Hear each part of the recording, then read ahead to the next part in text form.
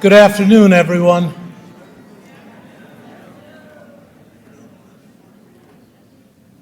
My name is Nasser Beydoun, and I have the distinct honor and privilege to be your MC for today's program. Thank you for being here today. On behalf of the Ahmed family and on behalf of a community that loved ISMAEL Ahmed deeply, and all those who loved and worked alongside Ish, welcome to the Ford Performing Arts Center. I want to begin by saying how meaningful it is to see this room filled in this way.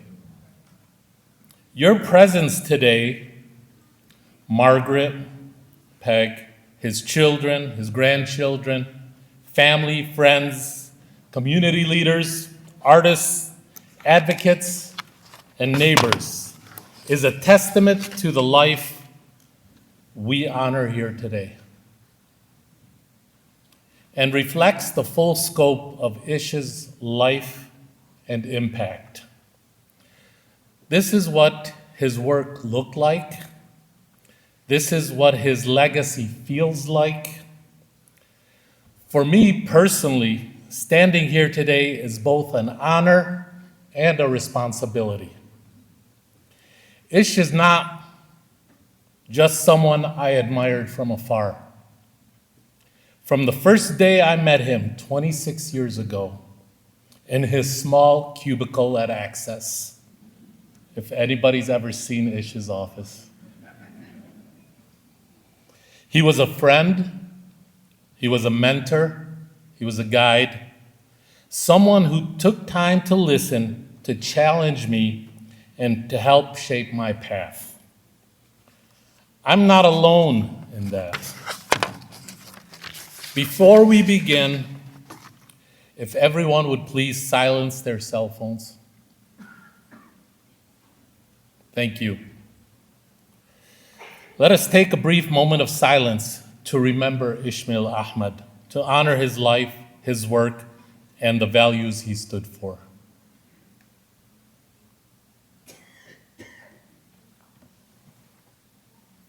Thank you. ISMAEL, who so many of us knew simply and endearingly as Ish, was a rare kind of leader. He didn't seek attention, but he commanded respect. He didn't need the spotlight, yet he changed the direction of countless lives. He understood that leadership wasn't about power. It was about service and about building institutions, nurturing people, and creating space for voices that too often went unheard. Ish believed deeply in culture as a unifying force. He believed that art and music could bring people together across differences, and that justice required persistence, patience, and courage. And he lived those beliefs every single day. Ish lived a life of intention. He didn't just talk about justice, he worked for it. He didn't just celebrate culture, he protected it, elevated it, and made sure it belonged to everyone. From the concerts of colors to the Arab American National Museum, from access to civil rights advocacy to community building, Ish helped create institutions that will continue to serve people long after we are all gone. Think about this.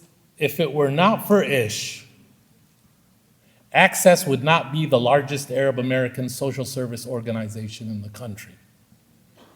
What started out in 1971 as a group of immigrants, students, and activists, volunteers in a storefront, today Access has an annual budget of over $50 million with over 2.4 million engagements per year. After the tragedy of 9/11 and the backlash directed at the Arab and Muslim communities in the United States, Ish said, we're going to build a museum, an Arab American museum. He said there was over 15,000 museums in the United States, and not one tells our story. The story of Arab and Muslim contributions to civilization, and more importantly, Arab American contributions to this country. He also said we were going to raise $15 million to build the museum, and it's going to open on 5/5/05.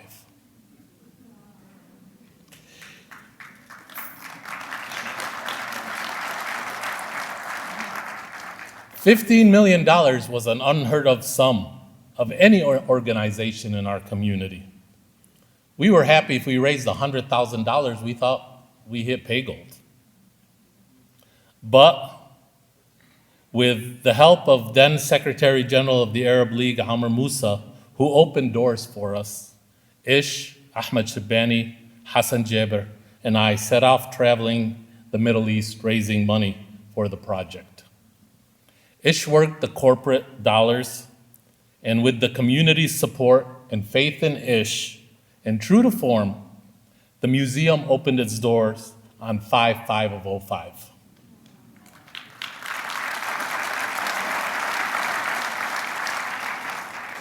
And for over 20 years has been telling our story. This would not have happened without Ish. If it wasn't for Ish, Access wouldn't be the organization that it is today. We would not have an Arab American museum. There would be no concert of colors. We would not have had a Dearborn Arab International Festival. And the list goes on. But what made Ish truly special wasn't only what he built, it's how he made people feel. He made people feel seen. He made people feel capable. He made people feel responsible. Not in a burdensome way, but in a hopeful one.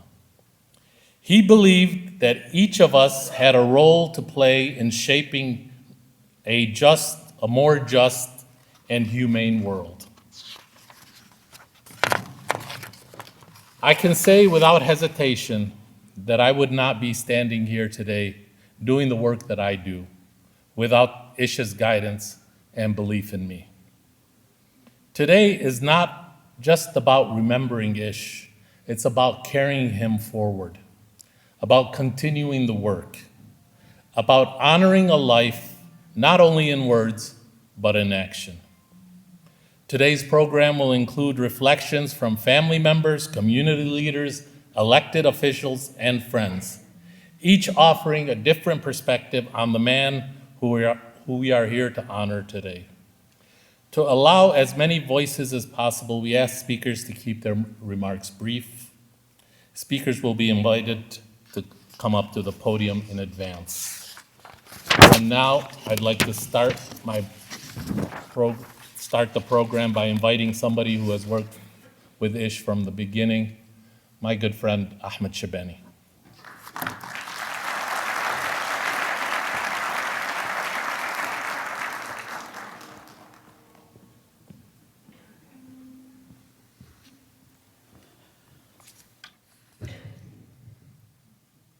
I always struggle when I speak after Nasser. It's lots of adjustments.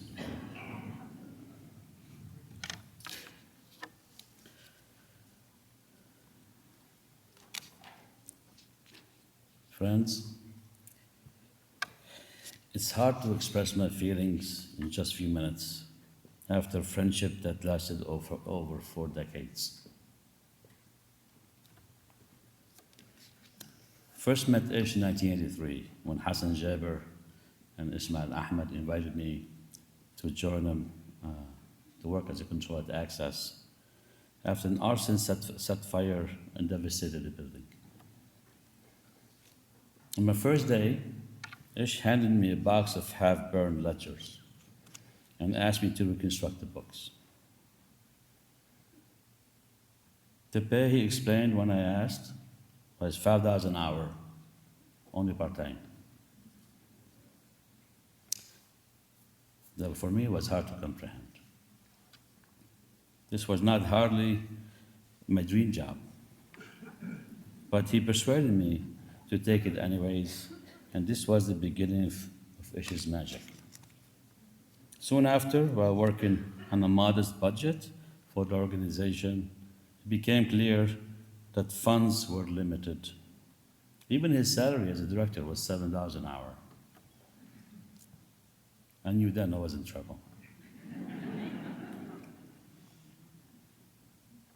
One day, while I was trying to figure out my career and my financial future, I asked Ish, what is your dream salary? He said, well, had always hoped to earn $400 a week, and it struck me as surprisingly modest with humble expectation. And he said, what about yours? I said, gotta be many zeros after that. I don't think I was born to work for nonprofits. This is how our friendship began. Learning from a man on a mission to build an organization dedicated to supporting the immigrant community and assisting the underserved. He used his kindness in a way that gently compelled you to do what he asked you, not through force, but through belief. He was unique in that way, and I never once saw a trace of selfishness in him. When Ish called, it meant that you had been enlisted for a mission or drafted for a mission, however you see that. I know every single one of you understands exactly what I'm talking about. You did not question what he asked, you just did, simply as that.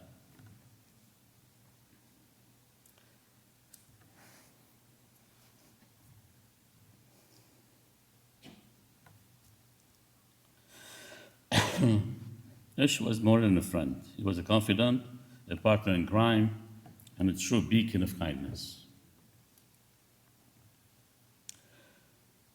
When he told me about his dream of building an Arab American museum and asked for my help with fundraising, of course I said yes. I didn't yet understand that this meant sitting across from CEOs and asking for bold asks. Making bold acts. But I did come to fully adopt his vision, and once I did, that became personal. It was hard to say no to him because his asks are clearly for the benefit of the community. I will never forget the times where Nasser Baidoun and I, and Hassan Jaber at times, traveled together to the Middle East, or globally, everywhere, raising money for the museum. The three of us together worked to make this vision a reality. On one of the trips, he urged me to ask, to make a daring ask. He requested a significant donation from a ruler of Dubai.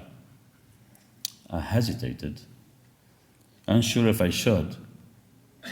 He smiled and said, you have to ask. If you don't ask, you don't get. From that moment, I understand his courage, not loud or forceful, but kind and quietly fierce. That was the second lesson in my life. Friends, if you ask if I did, yes, I did. And did I get? Yes, I did. Then Ish turns to me and smiles. It's quietly. Early last fall, he asked me to meet with Margaret and myself. His voice sounded serious. He wanted to talk about taking over the organization that he was dearest to him. The Council of Colors. As soon as I saw him, I sensed he was serious, how serious it was, and he looked very frail. He then shared the news of his declining health.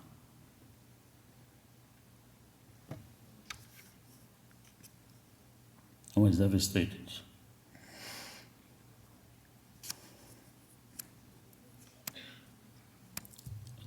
I tried to hide it.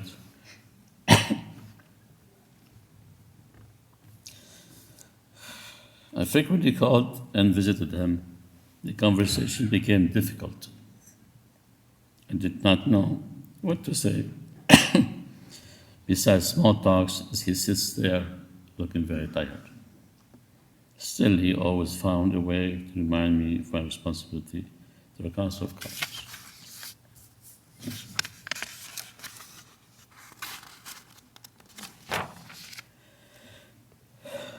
It's difficult to put two words together. The loss of a friend like this. Some friendships feel destined by the universe. It steps in the places somewhere in your life who fits with you without any effort, and that was fish. That was fish. So today we celebrate not just a friend, but a soul who shaped the lives of many, in countless ways. I will carry his memory forward to his peaceful and selfless strength to ensure those who may not know him personally will know of his deeds. Thank you.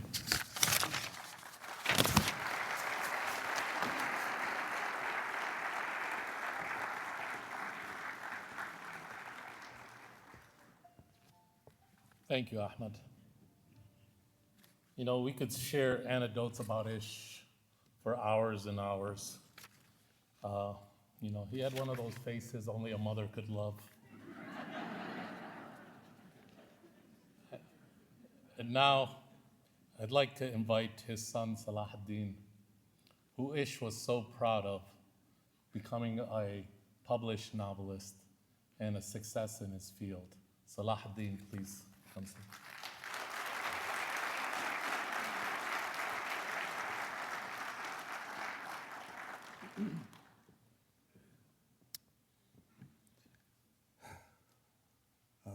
Hello, everyone. Can you hear me? Okay. I,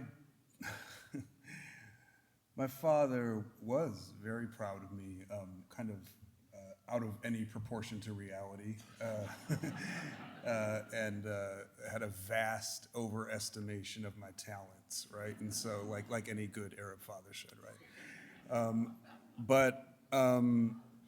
You know, we talked in his last days about how we would mark all of this. And at some point, I'll be at a place where I can sort of formally write words that express kind of what he meant to me, what I think his life meant to the world. Right now, I am not there. And mostly I'm just up here, not to recite anything and not to read anything I've formally written, but to just thank you all for being here on behalf of the family.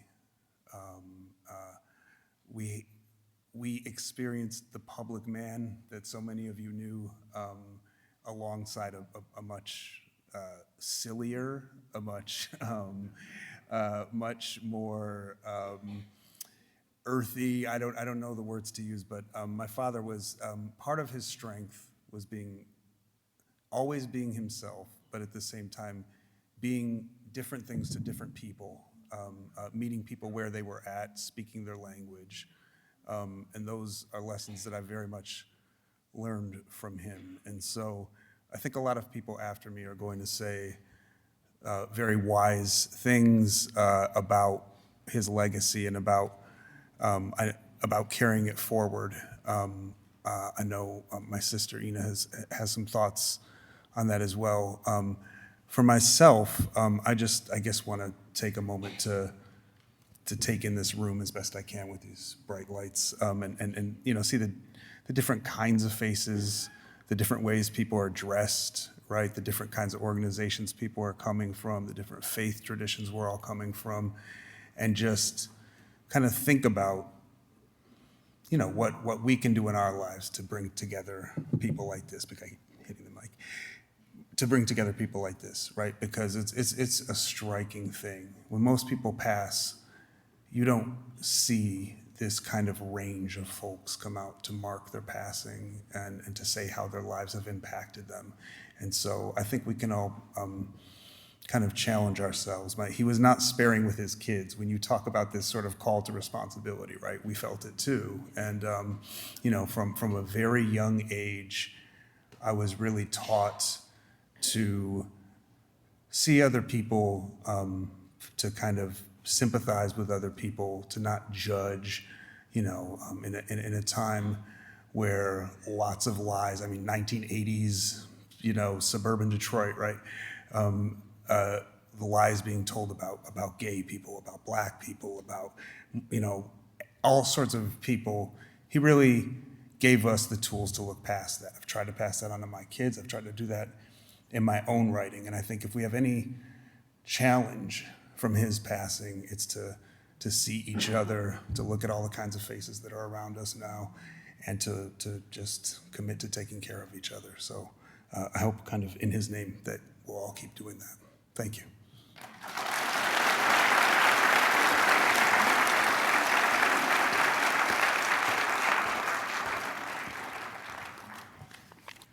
Thank you, Salahuddin.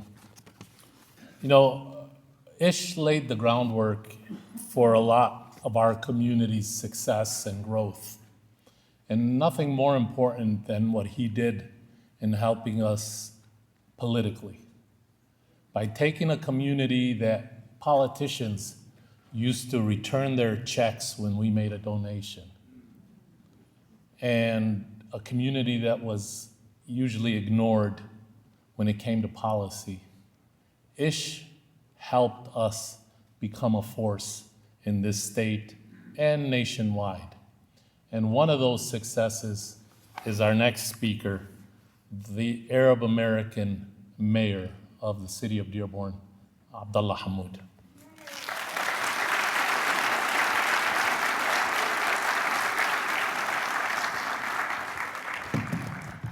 Good afternoon. Assalamu alaikum.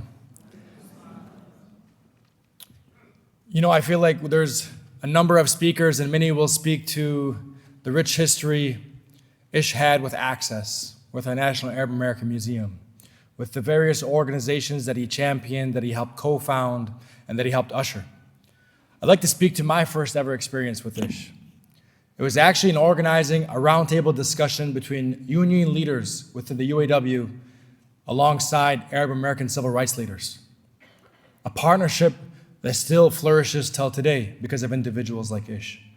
And the understanding that Arab Americans were on the front lines in many of the organizations and many of our trades, and that the union leadership had to reckon with this and ensure that we were included at the bargaining table, included as it pertained to leadership opportunities and roles. And you see how far and vast that has gone today because of individuals like Ish.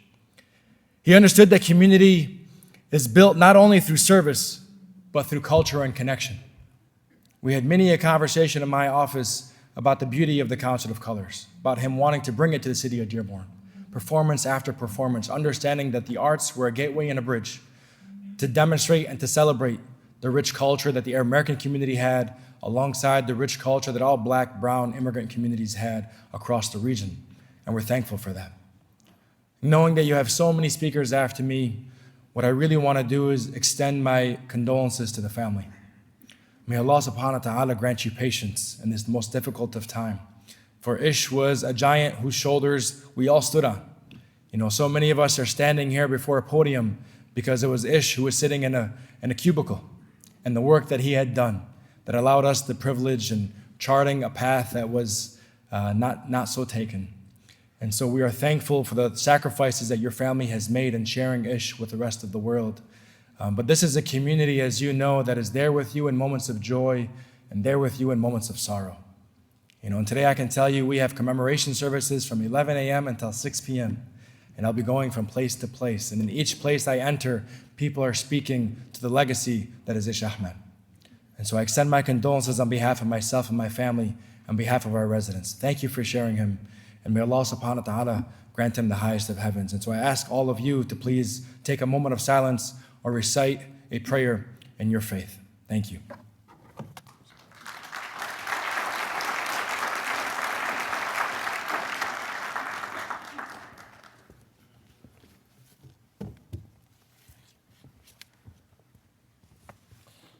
Our next speaker first met Ish when she was a young girl.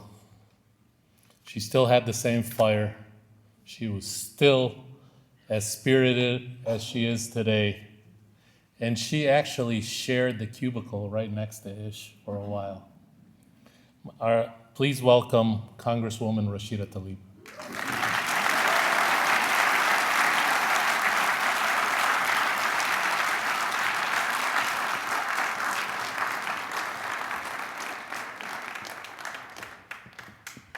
Salams, everyone, peace. Nasser does get some facts wrong. That's not true. But I really have the true honor of knowing what I lovingly called him Ishman. I don't know if folks noticed that about me, but every time I said, hey, Ishman, what's going on? But 26 years ago, I walked in, not as a client, to Access with my yamma or with my sitti.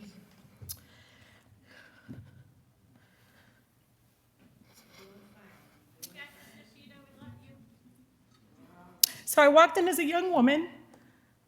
I went through an awful experience in my first job outside of college. So I walked in, I was super nervous. Access interviewed me 3 times to be his assistant. I think I was gonna be Maha's assistant, Hassan's assistant, and Ish's assistant. And I had known the names, I've seen the images, but I had never actually worked with them. But I, of course, knew of Access.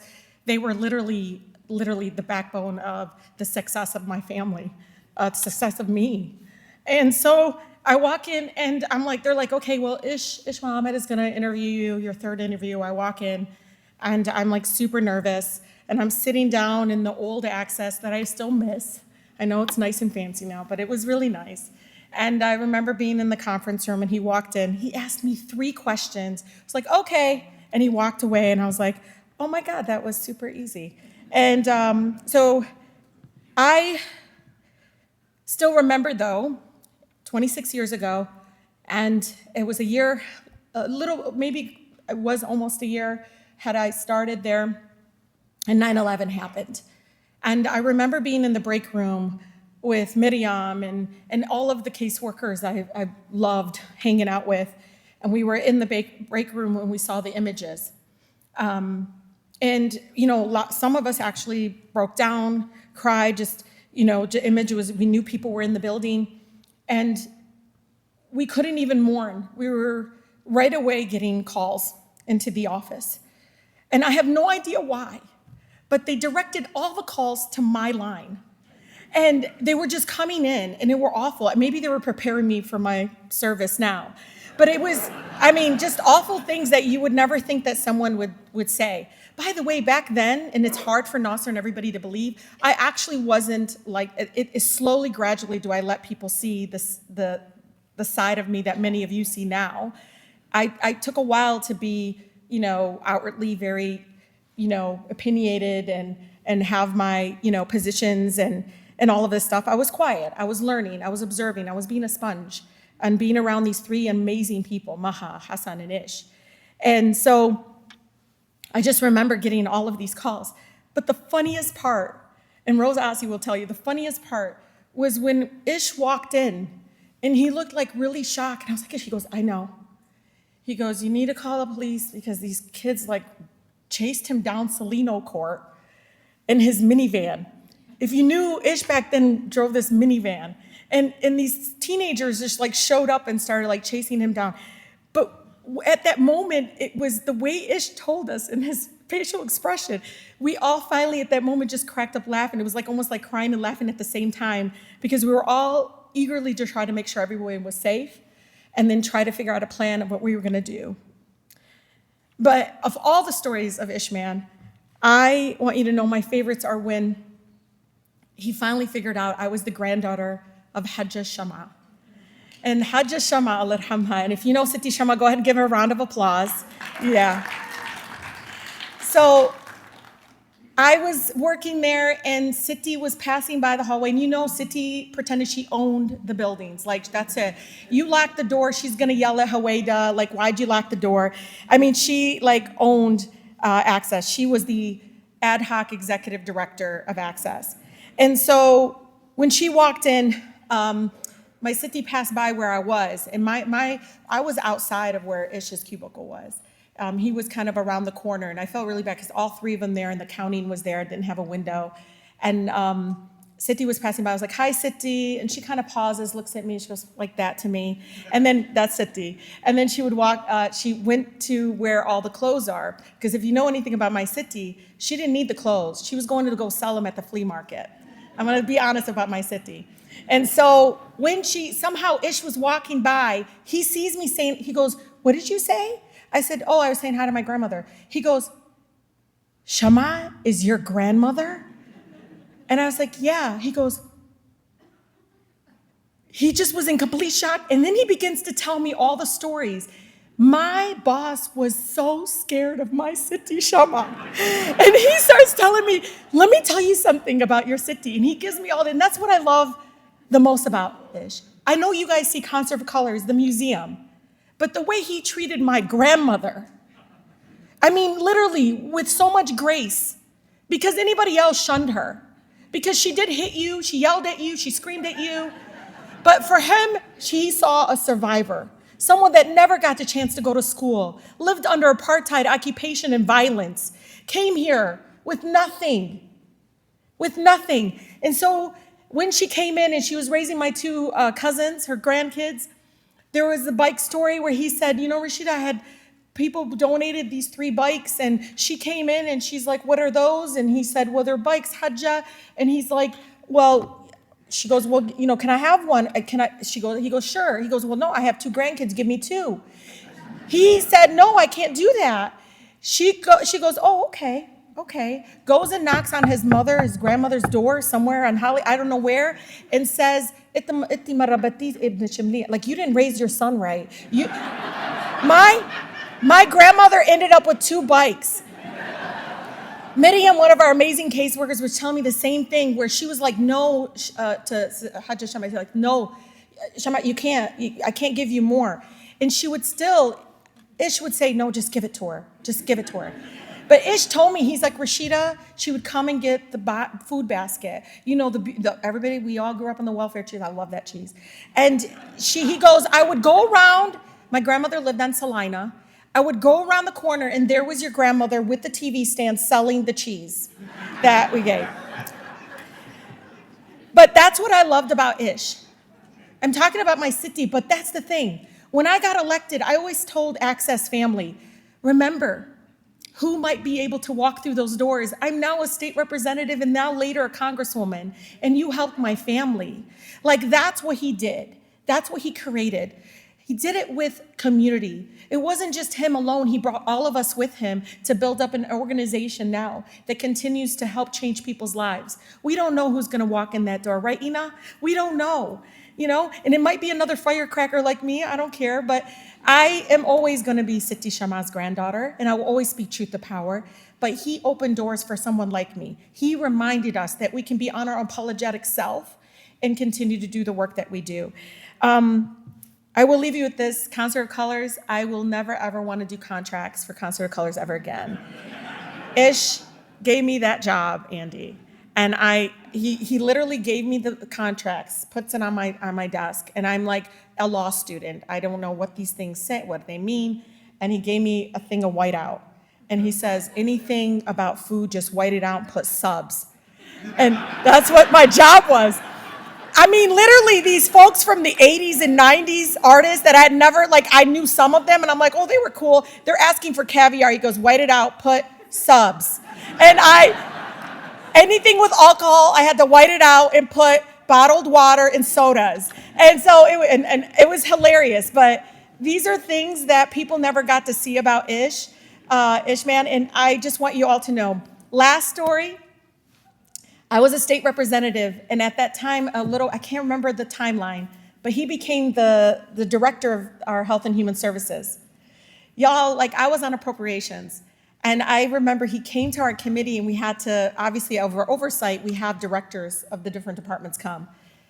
Dude, I could not question or grill him. If you ever see my grilling of any directors, even if it's Democrat or Republican, I will grill you on things that I think need to be fixed. And Ishman got a slide from me because I was like, I couldn't do it. First of all, I said, can I call you Ishman? Because I feel weird. I don't know what, but he was still my boss. Even in front of me, I couldn't do it, even though I was really upset about something regarding SNAP, but that's okay.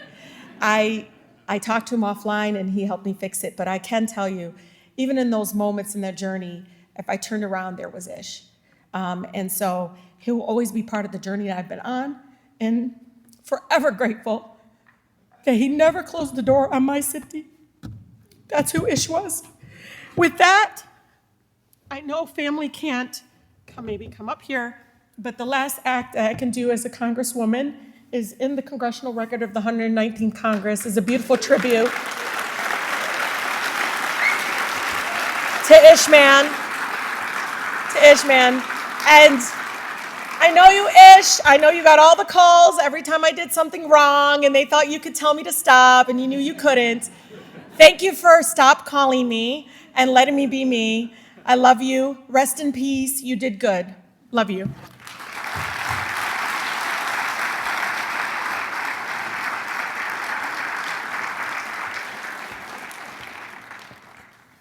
You know, Ish was one of our giants in our community. But we've had other giants too.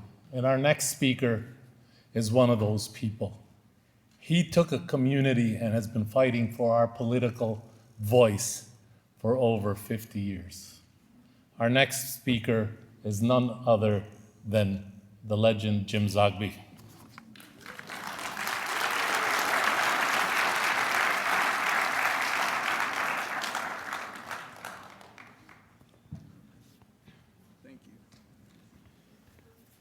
Legend, giant, I don't know about any of those. Right now I'm a nervous old man who's got to talk about somebody who meant an awful lot to me. And I know an awful lot to all of you. I didn't know Ish as personally as you would, Peggy, or you, Rashida. Not from here. Sometimes I say, thank God I'm not from here. Let me tell you, Dearborn to me is like Major League Baseball. You know the players, you're just not sure from year to year who's on what team. And I would walk into situations where I'd say, and they'd say, no, we're not working with him anymore, and whatever. And what I always loved about Ish was he was never a part of that. He was always the guy who would try to bring people together, and if he couldn't, he'd tell you what to avoid and what to do, and made my work here so much easier because he knew where the traps were, where the pitfalls were, and guided me through them. I walked in today to the green room, and I see Mike Guido, and then I see Abdullah Hamoud on the two walls. In some ways, that's the trajectory of my life in this city, because I started, actually, the first time I met Ish was in the 70s, mid-70s. I've known her for 50 years. It was a Palestine event. And why we hit it off almost immediately was because we come from the same place. We were born here. We were Americans who discovered our Arab ancestry, but we started on the left and stayed on the left and sort of put a cover of being Arab on top of it. So our anti-war activity, our civil rights activity, bred our activity for civil rights for Arab Americans and our justice for Palestinians. It grew out of our born experience as people on the left here in America. And what was so important in what I think our generation was able to do was, his name was Ish Ahmed and I was James Zogby, obviously Christian, obviously Muslim. I didn't know what country he was from. I didn't care. I had a Lebanese ambassador come to my office one time and say, how do you organize your staff? And I said, by function? He said, no, the guy out front, he's Shia from South Lebanon. I said, Rami, I don't know. It's not on our application form. our generation saw politics differently.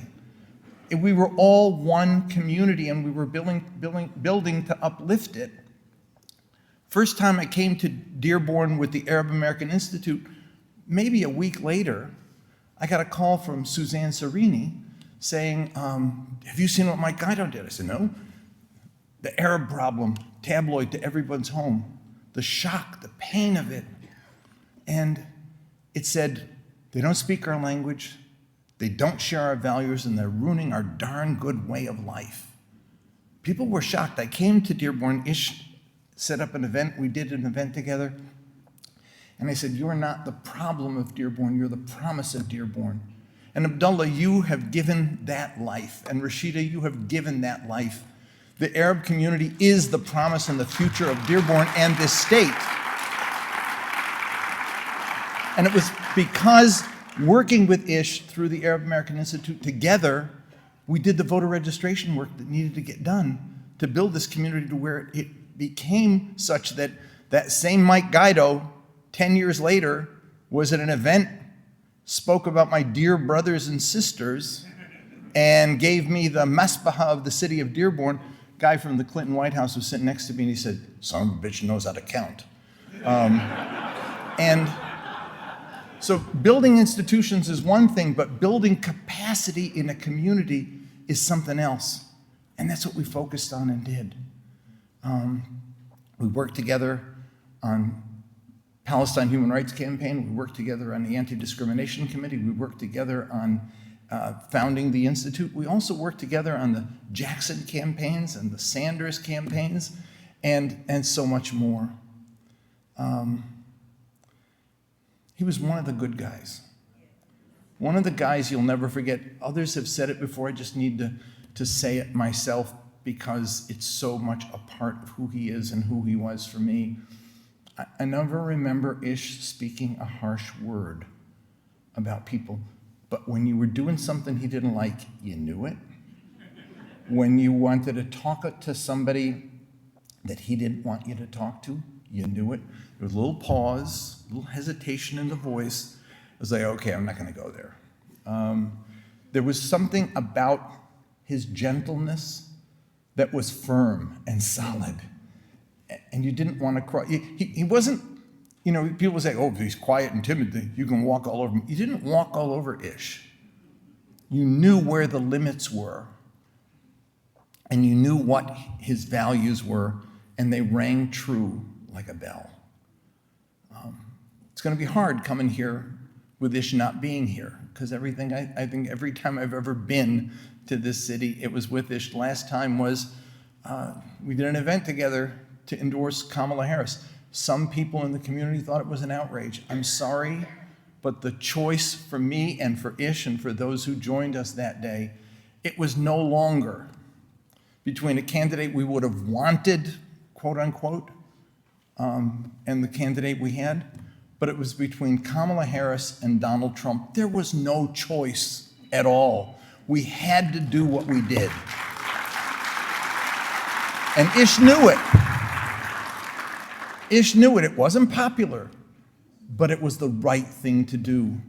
And that's, if anything motivated him, it was what was the right thing to do. Nasser said it in his opening comments. I just closed with it. The New Testament, Jesus has an expression. He said, those who would lead must first serve. Ish is a leader because he served and didn't seek the limelight, as was said, didn't push himself out front, but he was always behind everything, anything that mattered for this community. And he made a huge difference in all our lives. And I thank you so much. And I got to tell you one thing I want to thank him for especially. Maya Berry's with me today. She's our executive director.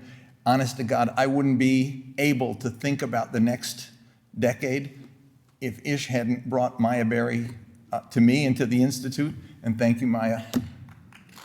And thank all of you. And thank you, Peggy, for sharing him with all of us.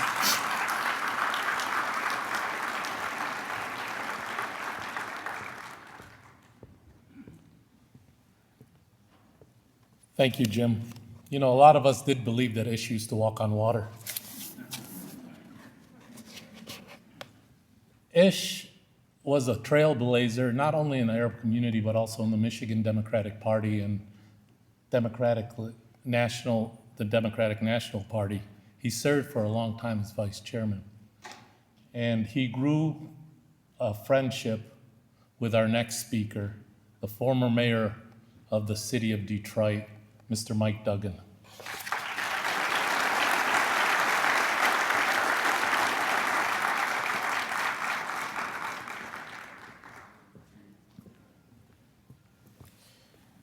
It is hard to be here. My life and Ahmed's life have been intertwined for 40 years. And the history you're hearing is indescribable if you didn't live it. I met him right after the 1985 Dearborn mayoral election that the last speaker just referred to, when it was unbelievable that somebody could be elected mayor openly, denigrating the Arab American community. My boss, Ed McNamara, got elected the next year in 1986. I became the deputy county executive, county governor. I kind of knew Ish a little bit. But he showed up at my office one day with Hassan Jabber and said, I have something I want to talk to you about. And he says, when Arab Americans go into the Oakwood Hospital emergency room, they're denied care, that there are no Arab-speaking staff there. They do everything they can to discriminate against us. And I said, Ish, why are you here? Nobody knows who a deputy county executive is. What are you doing here? He says, the city's made it such that people feel like they can treat us this way. He says, and I realized that Wayne County funds the hospital emergency room, and you fund Oakwood Hospital $30 million a year, and people said, you're a guy who's gonna get pissed off when you hear my story. And I said, let me see if I understand this. He says, well, here's the thing. We've been trying for months, and 3 days from now, we finally have our meeting with the CEO of Oakwood Hospital, and we want you to come with us. And I said, you want me to walk into the CEO's office and tell him I'm shutting off $30 million if he doesn't hire Arab American translators? He says, that's exactly what I'm saying. And I said, I like this guy. But I'm cautious. I said, let me check. And so that night I did what I do. I went to the emergency room. I just sat down in the chairs at the back of it, and I watched, because I thought this couldn't possibly be true. And I watched as a 40-something Arab American man with gauze on his arm with blood bleeding through it stood by the registration desk. And as patient after patient came up, he acted as the translator, because nobody knew what to do, how to go through this. And when they called him to be treated, he wouldn't leave until he found somebody else to step up and volunteer in his place who was also waiting for treatment. I was so angry with what I saw. I called this next day. I said, I'm coming with you. And we showed up in the CEO's office, big palatial office, very intimidating. I walked in with Ish and Hassan. First thing is, Mike, what are you doing here? I said, well, actually, as you know, Wayne County funds emergency rooms on the condition that they treat everyone. And for what I'm hearing here, you're not treating certain members of this community. Oh, no, that's nonsense. We've done this, and we've done this. We've done outreach. And then Ahmed started speaking, and I never saw anything like it. He was so quiet when he started out, but without a single note, he went rapid fire through every single meeting with the emergency room, every single meeting with the Oakwood HR staff, all the job applications, all the qualified people they sent, all the qualified people who were turned down. And the thing was, he never raised his voice, but his eyes got bigger, and his hands started to shake, and the force of his personality filled the room. And at the end of it, the CEO said, maybe I haven't been fully informed. And he said, we will address it immediately.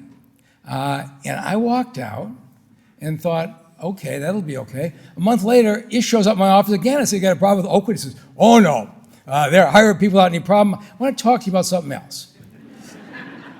And he says, we haven't had a lot of wins like we had that day, and we realized if we are going to get where the Arab American community needs to be, we got to build alliances beyond our community, and the Access Board voted to offer you a seat on the Access Board of Directors, and I wonder if you'd join us.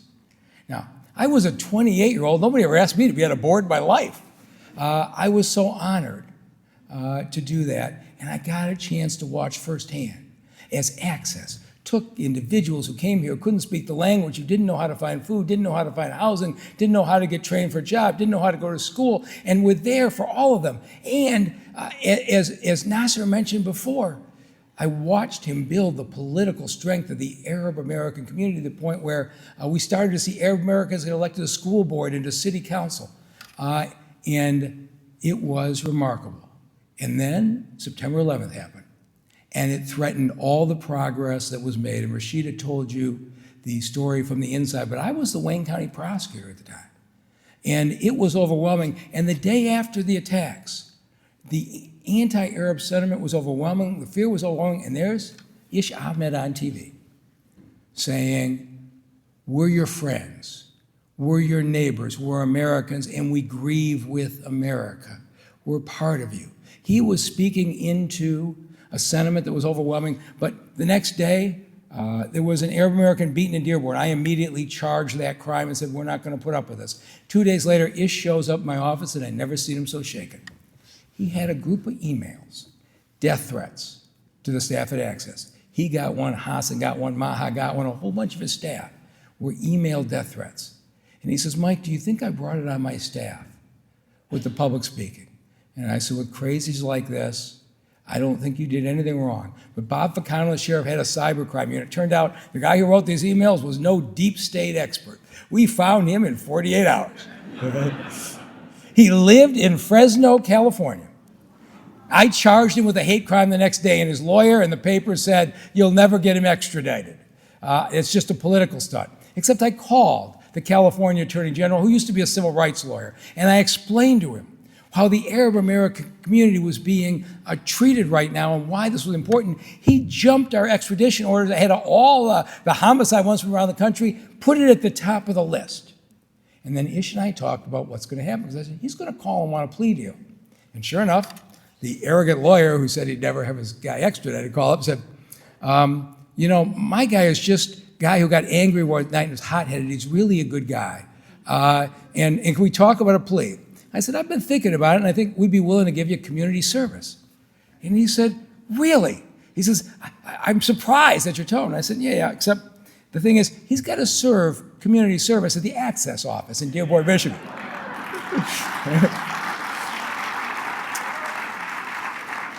So, facing the choice of that or a long stay at the county jail, he took the deal, and Ish took them in. And then a couple weeks later, I get a call from Ish. And he says, Mike, I want you to come to Doug's going away party. And I'm thinking, is Doug an employee I haven't met? Who's Doug? He says, you know, Doug, the guy you sentenced here at Access. I said, wait, the guy who sent you death threats you're calling Doug? And he says, actually, he's a really nice guy. He said, he lived out in Fresno where he never met an Arab American in his life. He reacted out of ignorance, and has been sitting in the office with the people he sent the death threats through.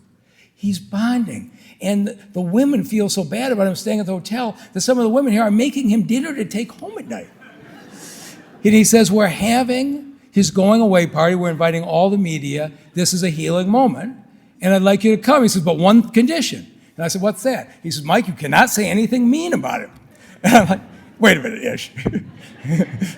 You don't want, he says, you are going to spoil the moment. You can come, what you did is great, but you can't spoil it. I said, all right, I'm going to come to the death threat guy and not say anything mean. I go to the Access office. They're having a party. All the TV cameras are there. And this guy is genuinely going around and hugging the staff. They've clearly bonded. And then he got up and did something I never thought I'd see. This guy from California said, I was ignorant and stupid.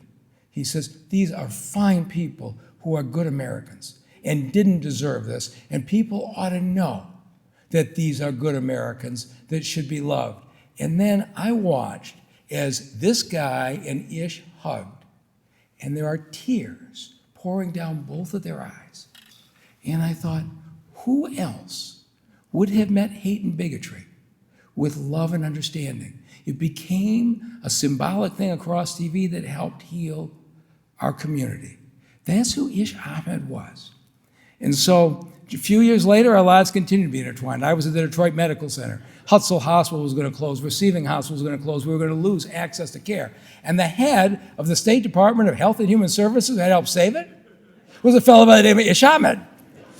So I go up to Lansing to see Ish. And I said, Ish, we're going to do this. We got to save health care for all these people. And I said, isn't this great, Ish? 20 years later, you and I are still bonding over access to hospitals. Nothing's changed. And he says, oh yeah, Mike, one thing's changed. I said, what's that? He says, 20 years ago, I was coming to you for help because you had the money. He says, today, I'm in charge of a $7 billion budget, and you're coming to me. He says, I think I've come pretty far in 20 years. If you believe what Dr. King said, that the arc of the moral universe is long and it bends toward justice, it doesn't bend by itself. And I will never forget the day that Ahmed and the person who threatened his staff held each other and crying with tears of understanding. And I think, I don't know anybody in the last 50 years that's done more to bend the history of this community toward justice than Ahmed. He is going to be deeply missed. And to the family, I say, God bless you. He's going to be very, very hard to get over. Thank you.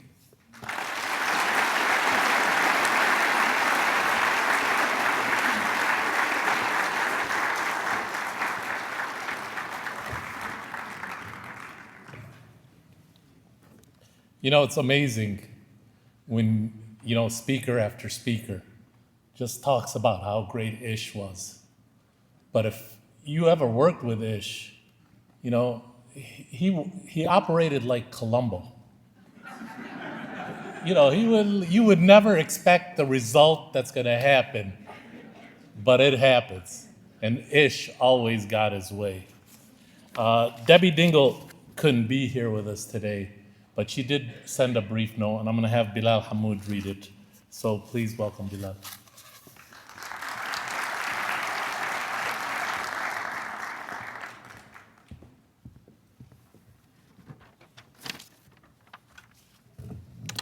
Good afternoon, everyone. So this is a note left by Congresswoman Dingle, a dear friend of Ish, and it's quite powerful, so I'm just going to read it. It's titled, Ish, We Have to Take Care of Each Other. We are all brothers and sisters. We have to take care of each other. A famous quote that Ish always shared. Ismail Ahmed did not treat those words as a slogan. He treated them as a responsibility. They were his moral compass, and he followed them with purpose, conviction, and urgency his entire life. Friends called him Ish. Ish believed deeply in togetherness at a time where division too often dominates our politics and media. He chose a different path. He reminded us that caring for one another is not optional, and it is not a burden. It is our responsibility to each and every other citizen as neighbors and as human beings. Justice to Ish was not an abstract idea. It was a society where immigrants have equal rights, where communities are strengthened, not threatened by their diversity, where opportunity is not determined by ethnicity or where you come from. Arab Americans are part of the fabric of our country and are integral to our communities in Southeast Michigan and across America. Ish never stopped fighting to give the Arab American community the recognition and resources they deserve. He started the Arab American National Museum in Dearborn, the first of its kind to tell the Arab American story. As the founder and longtime executive director of Access, the Arab Community Center for Economic and Social Services, Ish built more than an institution. He built a lifeline. Access became a place of dignity, opportunity, and belonging for countless families, and a place for support when times got tough. I was honored to serve on the board until I came to Congress. I learned so much from him about responsibilities, standing up for what is right, empathy, and compassion. Later, Ish served as the director of MDHHS, under Governor Granholm, fighting to ensure Michiganders across all backgrounds and zip codes were afforded the resources they needed to live healthy, safe, dignified lives. He once said, "I realized there's a system of oppression in this world. I wanted to be part of the solution," and he was. I am deeply grateful to have known Ish. He had the rare ability to make people feel seen and valued, while never losing sight of the broader fight for fairness and equality. He showed us that progress is built by a coalition of people who care enough to act. We cannot overlook hateful, dangerous rhetoric. We cannot normalize violence and divineness. We must stand up to hatred everywhere we see it. We can never stop fighting for a better life, not only for ourselves, but for our neighbors. This is our moral responsibility to each other. Ish's life should be a reminder to all of us that we must lead by example to honor his memory. We must always remember the lessons he taught us in this moment. It is more important than ever. We are all brothers and sisters. We have to take care of each other. Thank you.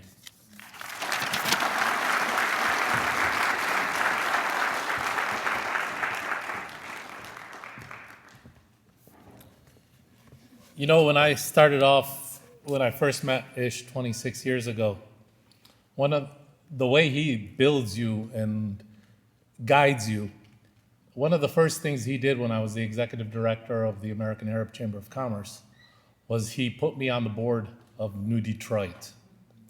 And that's how Ish helped uplift people. He put them in positions so that they could help other people. And 26 years ago, Ish introduced me to our next speaker. And when I told him that, he responded that was the only mistake he ever made. Our next speaker is a champion of civil rights here in the Metro Detroit area and across the United States. He's the president of the NAACP Detroit office, the largest NAACP office in the country. We work very closely with him at ACRL. He is a partner, he's a board member. Please welcome Dr. Reverend Wendell Anthony.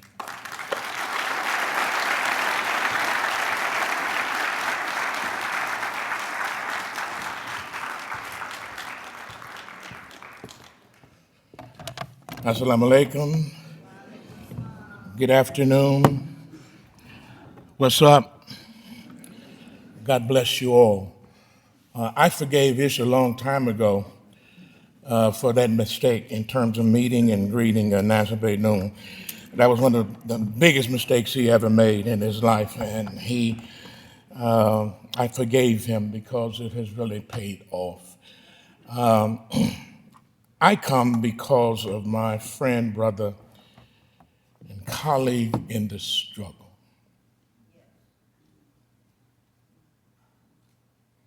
I could stop right there because all of us understand and know what it is to struggle and what it means to be in the midst of difficult and challenging situations and to be able to stand in the midst of storms and to be able to give people hope and belief and faith and trust, the can-do spirit in which they can accomplish what they believe that they cannot accomplish. There's an expression that says, light lights the world. Ignorance darkens the universe. Ismail Ahmed was a light. He made our lives a lot brighter. One of the things you saw on that screen was the concert of colors that reflected a piece, a community outreach program that through New Detroit, ISMAEL brought to the table.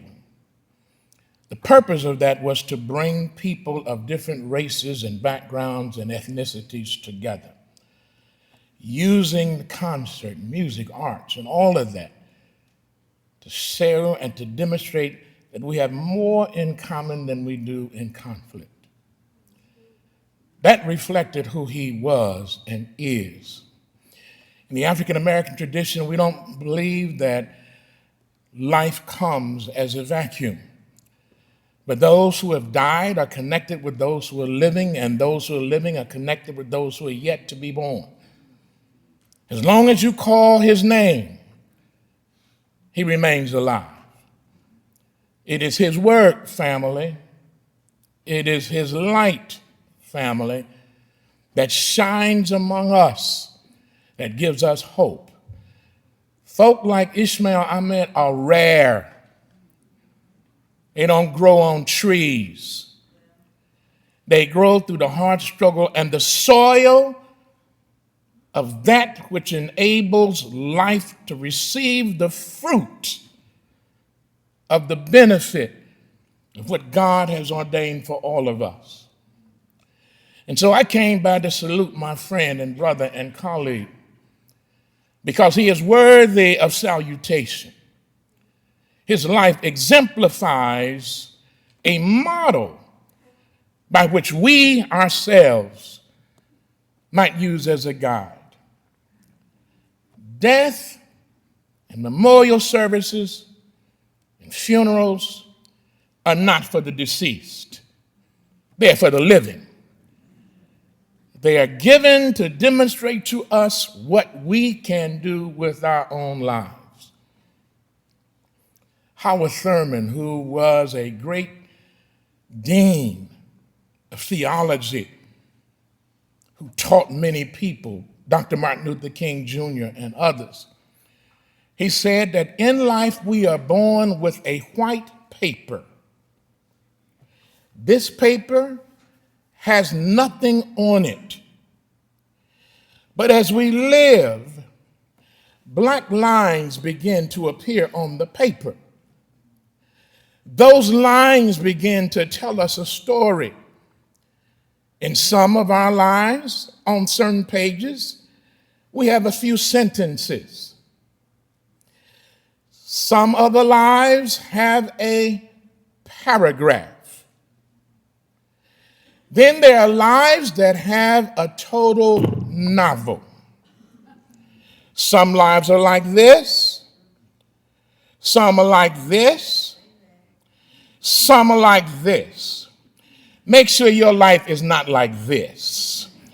To the degree that you came with nothing, you stayed here with nothing, and you left here with nothing. Do something with the life that God has given to all of us. Let me conclude by sharing with the family a tribute, a resolution from the Detroit branch, which NASA has indicated is the largest branch unit in the nation. Detroit, our branch, your branch. And it concludes by saying this: to his family and friends, we say thank you for letting us borrow ISMAEL for a time such as this. ISMAEL Ahmed will long be remembered as a friend, brother, and colleague of the people. Today, the lights of community service are a little dimmer because of the passing of ISMAEL. However, we are determined to keep them shining brightly because of the work of ISMAEL. There's an old African proverb which says, if you want to lead a pleasant life, be good to yourself. If you want to lead a happy life, be good to others. If you want to lead an exceptional life, be good to everyone. May God bless the life of ISMAEL Ahmed. God bless you.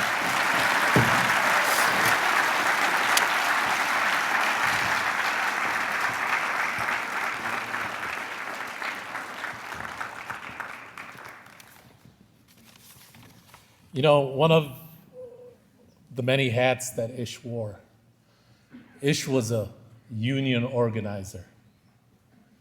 There wasn't a protest or a picket line that Ish did not love.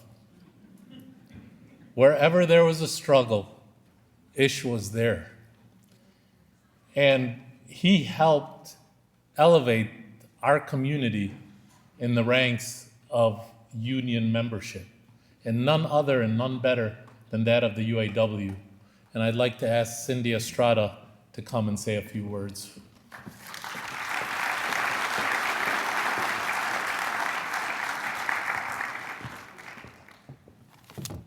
It's really hard to talk about Ish in a few minutes, but I've met a lot of organizers in my life. I've been in the labor movement for about 30 years now, and I've met some good organizers, but I've never met somebody who was the best organizer. He had every single quality that, as an organizer, that you could possibly possess. And one, it always started with his ability to listen and curiosity. I think that was like, it was an art form for Ish. Like, I would watch him, and he was just an amazing listener. He knew how to paint a vision for people. He knew how to build confidence in you, to push you to do things that you might be nervous to do, but in this quiet way. And it always started with listening. And he agitated, but he agitated very smoothly. I can't even explain it. Like, I wish that I could be the organizer that Ish was. He pushed us out of our comfort zones, and he just really asked the question, right? He didn't let you out of the room without calling the question, and sometimes you didn't even know that that's what he was doing. But I think the most important thing that Ish understood was that outside power moves inside power.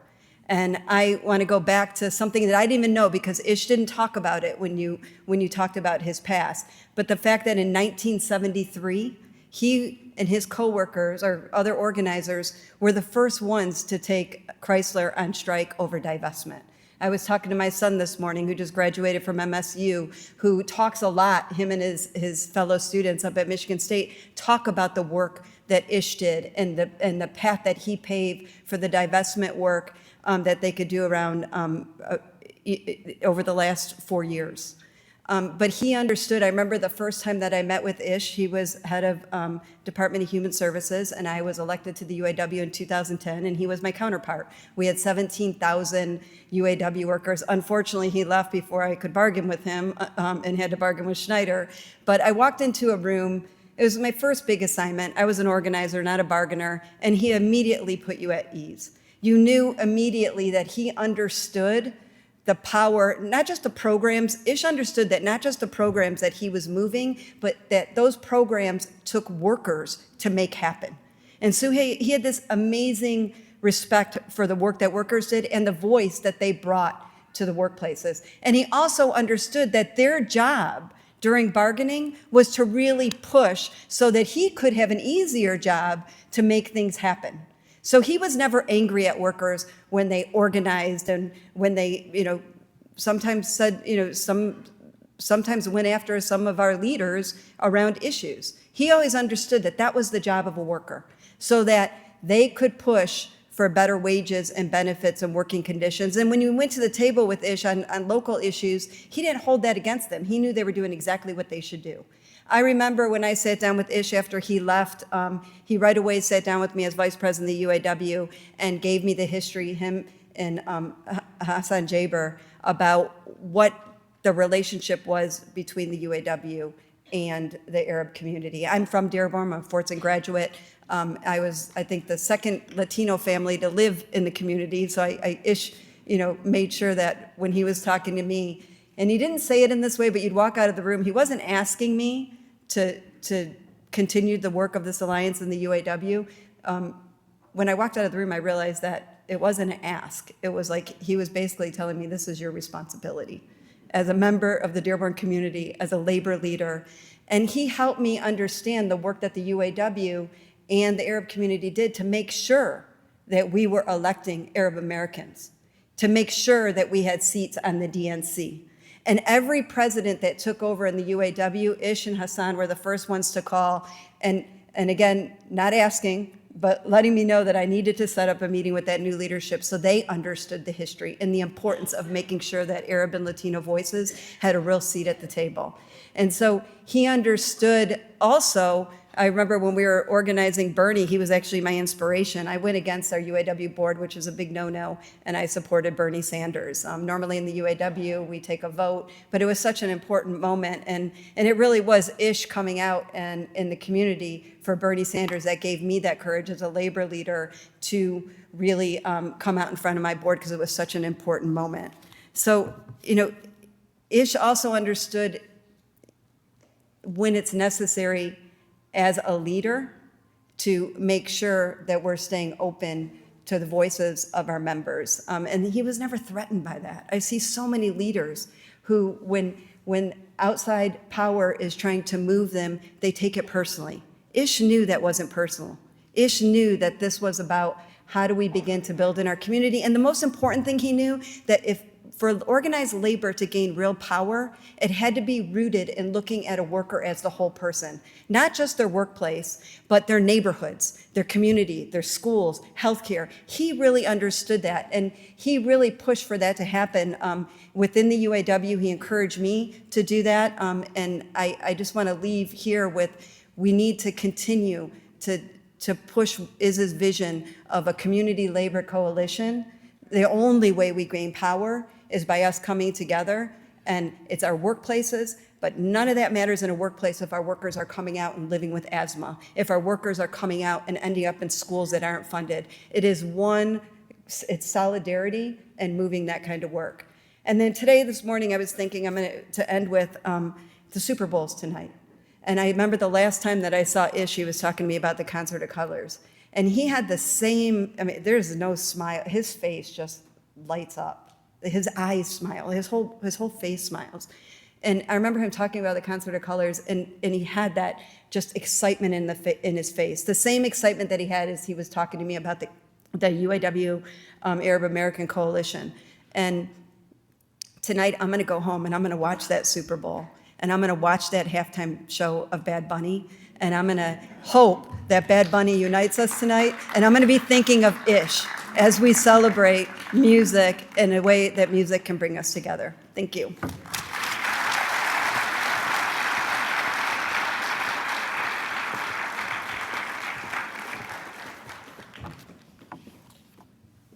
Folks, we're trying to keep this program on schedule, but, Ish was such a great man, and I don't think you guys are gonna mind if we go over a couple of minutes.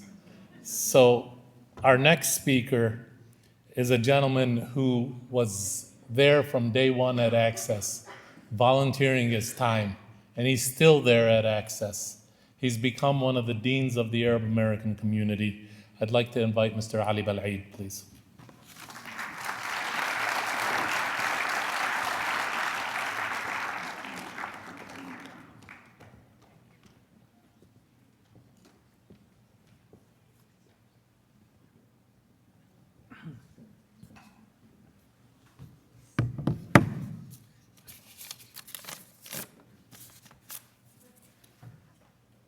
Welcome, all of you. Good afternoon.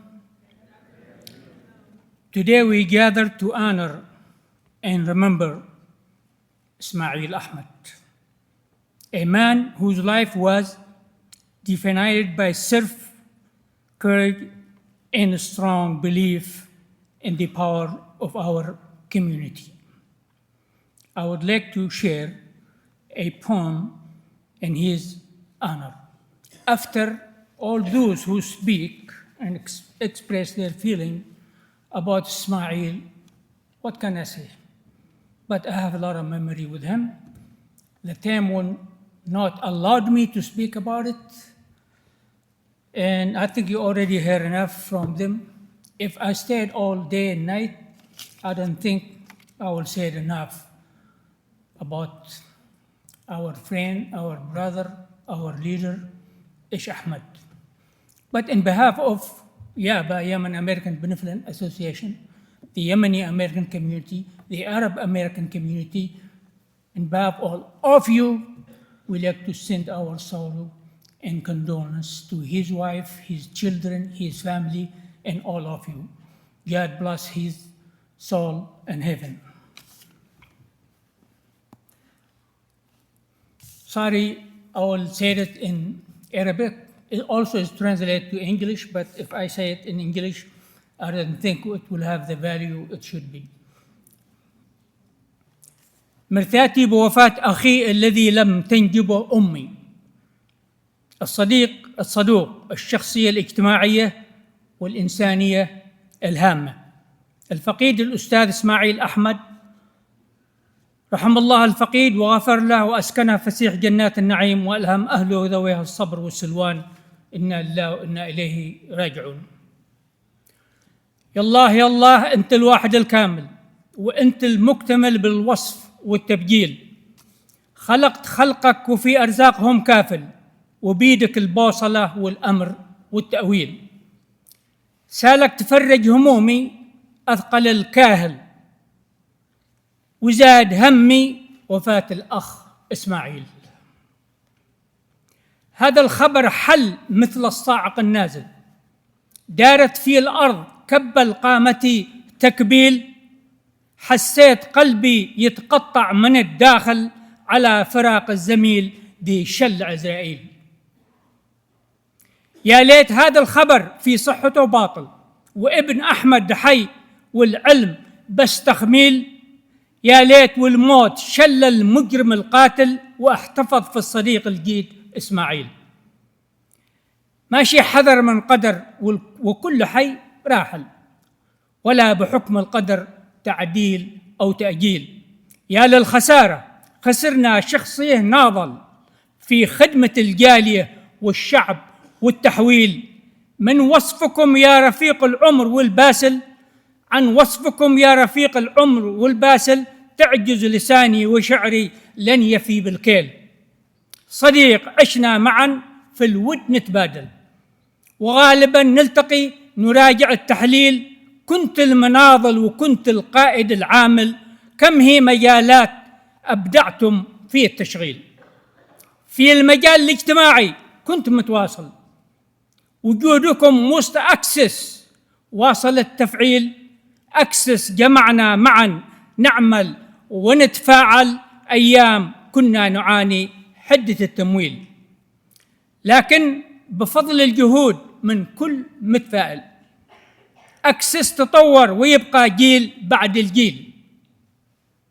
والعلم مهم يكون تعليم متكامل. في جامعة ميشيغان ساهمت بالتجميل، وفي المجال السياسي دوركم فاعل، وانت الذي في البداية قمت بالتشكيل.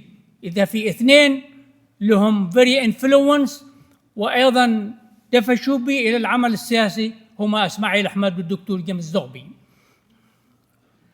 نعم السياسي مخضرم تقنع السائل، شجعتني واشتغلنا ضد حزب الفيل، وانتم عارفين من هو الفيل. نعم السياسي مخضرم تقنع السائل، شجعتني واشتغلنا ضد حزب الفيل، وكنت نائب رئيس الحزب متفاعل للانتخابات تحث الناس على التسجيل. ونعم إنسان للإنسانية حامل شعار نجم السلام والعدل ما به ميل. والمهرجانات وفن الألوان لها حافل، قدمت أدوار في التخطيط والتمثيل. علاقتك واسعة ومنطقك عاقل مع جميع القوى صقورها والعيل. قليل ما قلت في حقك ولا جامل، هذا الحقيقة ولا يعجبني التطبيل. هذا الثنى مننا يا إيش تستاهل، وستظل ذكرياتك مثل ما القنديل. هذا الثنى مننا يا إيش تستاهل، وستظل ذكرياتك مثل ما القنديل. عزاؤنا من عموم الجالية شامل، لزوجتك والعيال مصحوب بالإكليل، والأهل والأصدقاء خارج وفي الداخل بيعرفون الفقيد صورة مع الإيميل. يا رب أرحم فقيد المجتمع واصل، وفي الجنان الوسيعة سكن إسماعيل. ختم القوافي بذكر الهادي الفاضل، شفيعنا يوم لن تقبل به التضليل. الآسف أبو ظافر وعامر علي بالعيد. شكرا لإصغائكم. في كلمة قالها اسماعيل مرة، كنا مجتمعين. We had a meeting for the board of access and we were discussing the fundraising for access. So everybody talk, And then Ish start to talk. Ish, he has a diplomatic way. When he finished, one of our board member from former company, he said, when Ish talk about the financial, about the fundraiser, you better dig to your pocket. Yeah. So thank you so much, and have a good day.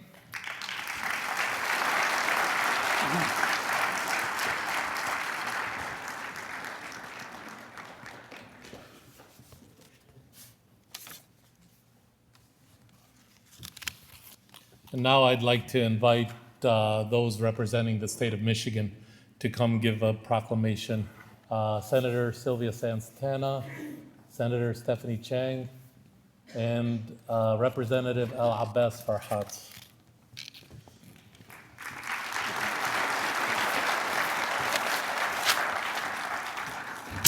Good afternoon. Thank you so much to everyone who's gathered here today to celebrate the life and legacy of Ish Ahmed, and it's truly an honor to be able to join you.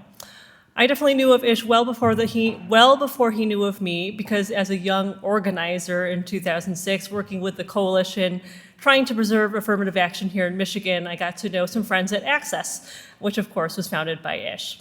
And our paths would cross at various events in the community over the years. Years later, as a state senator, when Ish and Charles approached me and Mary Kavanaugh and Veronica Kleinfeld about securing state funding for the Concert of Colors, where we were happy and proud to do. As a mom, it's been amazing to be able to bring my daughters to the Concert of Colors, where they can hear music from literally all around the world. And because of Ish, they can have these formative moments.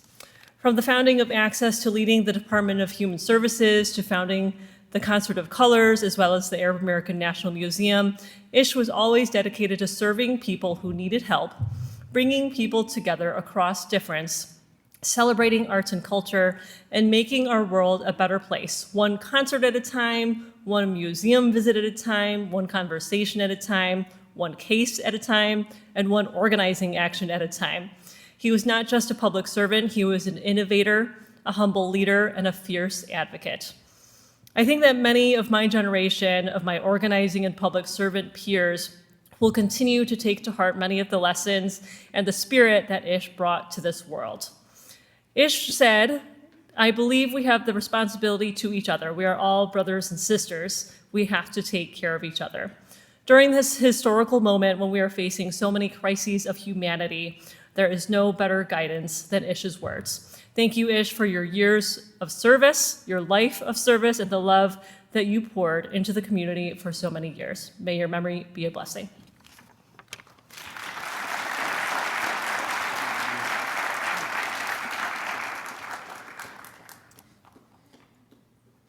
Good afternoon, everyone.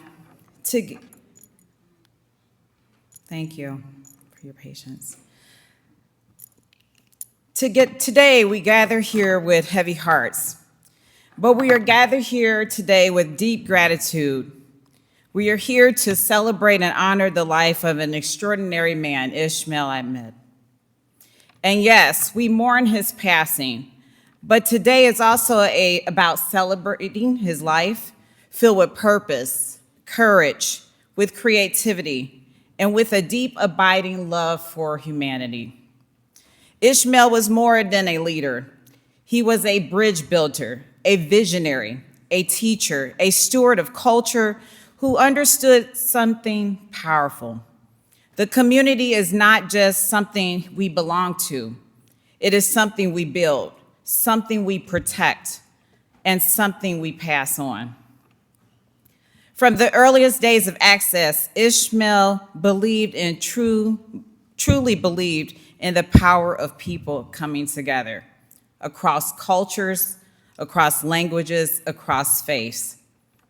He helped transform Access from an idea rooted in service into an institution rooted in dignity, advocacy, and belonging. And because of his work, countless families didn't just receive services, they found hope. When ISMAEL served at the state of Michigan, he brought the same spirit with him. At the Michigan Department of Health and Human Services, he carried a compassion into policy spaces too often that forgot human stories behind those numbers. He reminded us that public service at its best is about listening, and it's so ironic his name means God hears us. It's about fairness. It's about lifting up the voices that have been ignored for far too long. And Ishmael understood something else, something more profound, that culture and music are forms of justice too. Through the Arab American National Museum, through the Concert of Colors, through his lifelong love of the arts, he showed us that representation matters, that joy matters, that storytelling matters, as we heard today from so many speakers. And his shared celebration can heal, unite, and move us forward together. Ishmael led with humility. He led with grace. He didn't seek attention, he sought impact. He didn't chase titles, he chased transformation. And because of that, he opens doors for generations who he will never know. But we will live better lives because of his courage.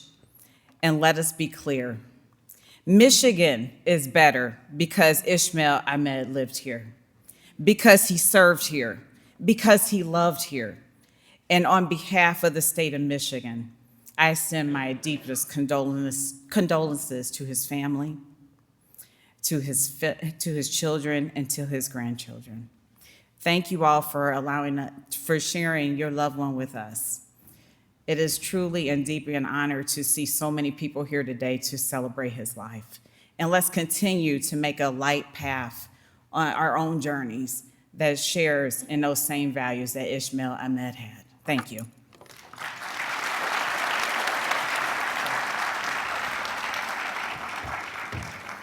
Well, good afternoon, everybody. My name is Alabas Farhat. I've had the honor of serving in the Michigan legislature for 3 years now, and a distinct moment for me before I kind of get started here was oftentimes I'd be the first Arab American my colleagues would meet. They'd come from Ludington or Benton Harbor, these beautiful cities across the state.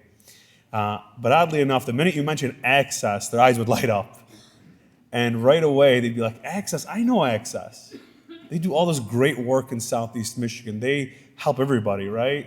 Half the time they don't even know Access's heritage started as a group founded on building Arab American social services.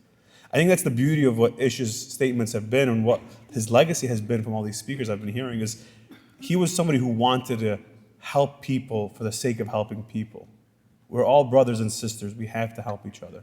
And he was somebody who never stood idly by when there was an opportunity to help others. And so when I mentioned, I feel proud having served and still serving in the legislature, but I feel proudest of continuing this proud heritage and tradition of Arab American public service that giants like Ish Ahmed started, who founded a pathway where it was normal for a young Arab American to walk in and sit with the deputy county executive about a hospital that was rejecting Arab American healthcare, where their love and compassion and their care for humanity led them to being the director of the largest department in the state of Michigan, the Department of Health and Human Services. Because that's his integrity, that's who he was. That's the legacy he leaves behind for us all to cherish and remember, but also for those of us that are entering the public arena, for us to build off of and to continue modeling each and every day. So I'm proud to stand with my colleagues here, Senator Santana and Senator Chang, in recognition of a life that was lived, I think, to the highest extent possible. He left behind, Arabic we say, khallaf mamat, those that leave behind children never die. And yes, he has children that are here, but in many ways, all of us that have been touched by his work can claim that we were touched by him and we live on in his legacy. I, for one, come from a family that relied on access to services growing up. Whether it was help understanding paperwork they'd get from the government, sitting with them at the kitchen table trying to explain it before we'd wait in the lines at Access to get the help we needed. That was the impact his legacy and lifetime of service had. And so I'm honored to stand before you, a product, a fruit of the tree that Ish planted before he could even see.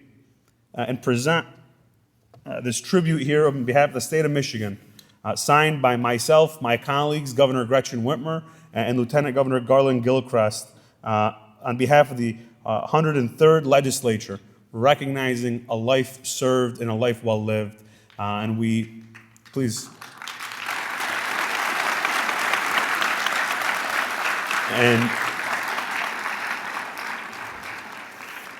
And we will present this on behalf of the state to the family, and we extend our deepest prayers and well wishes to them during this time. Thank you.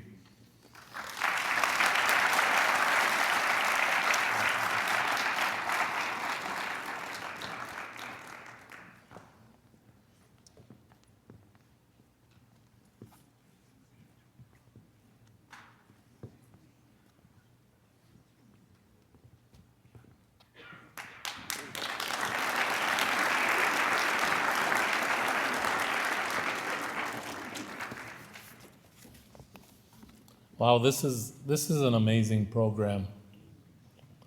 You know, it's hard not to have an amazing program for such an amazing person. Right now, I'd like to invite one of Ish's children, Ina, to come and say a few words.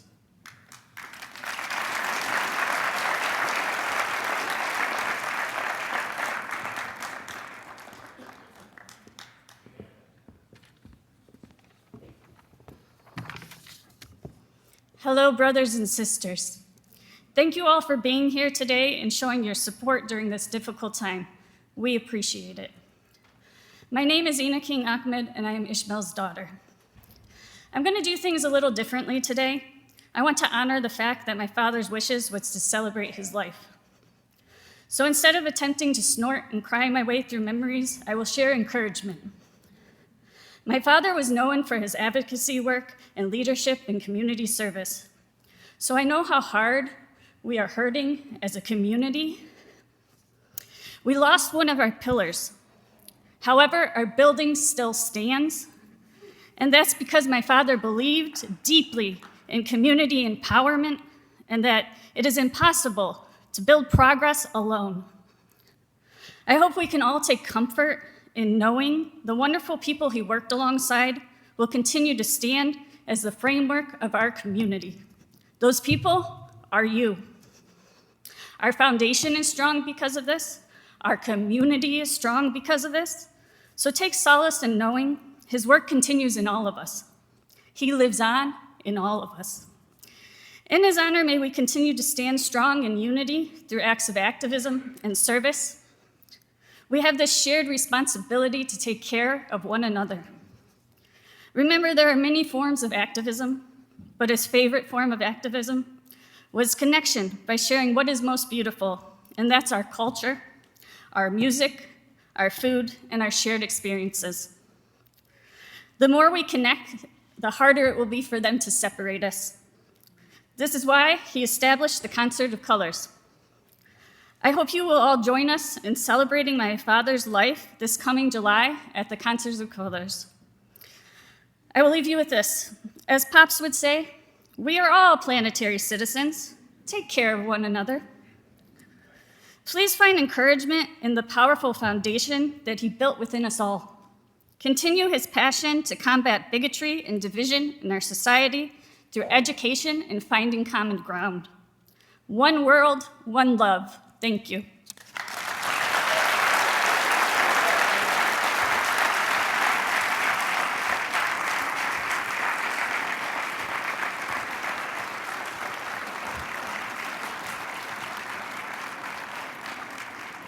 You know, it's been repeated time and time again that Ish loved music. I had the privilege of working with Ish on the Dearborn Arab International Festival. We co-organized it together between the Chamber and Access. And Ish always took control of the music. And during the day, you know, at night, it's an Arab festival, we have Arabic music. But during the day, said, that's my time. And he'd bring these entertainers, I don't know where the hell he found them. But they would be groups from Africa, from the Caribbean, from South America, from Asia. He just loved music. And he would, you know, he would just bring this kaleidoscope of music because he understood that music was the way to unite people. And his, you know, after he retired, he continued to do his show on WDET. And he was so proud of that show, and it brought him so much personal reflection. And our next speaker worked with him, and that is the general manager of WDET, Miss Mary Zaitina.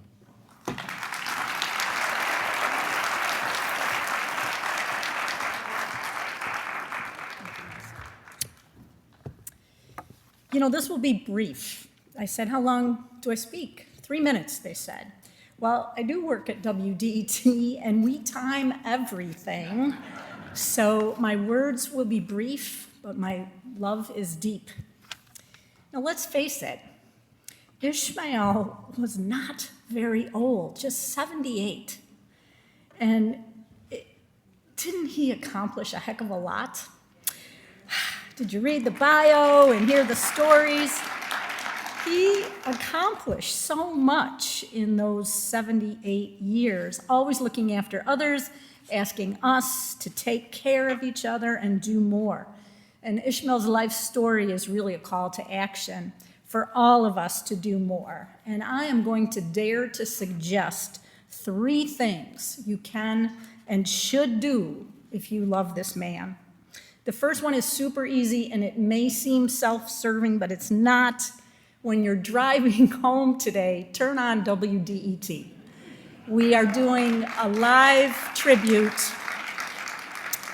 to Ishmael. That's where Andalisi is. That's where Ralph Valdez is now. That's where Kim Hunter is. 3 to 5 in that time slot of this island Earth. So that's really easy. That's an easy one. Please listen to that. The second thing I suggest you do, and if you have to take out your phones to do it, and put this in your calendar, save the dates for the 35th Annual Concert of Colors, July 15th through the 19th. July 15th through the 19th, and show up and bring 100 of your friends. The lineup was set by Ish, the funds were secured by Ish, and really for all of us, it's all free. Show up and enjoy the work of this man to bring us together through music. The third thing I suggest you do involves Margaret and their very talented family. When you're going somewhere or doing an event and you might have invited the great Ismail Ahmed, remember to include Margaret. It's got to be very hard. It's got to be very hard to lose the love of your life, and we are all here for this family. So that's 3 things to do for Ismail Ahmed. Thank you.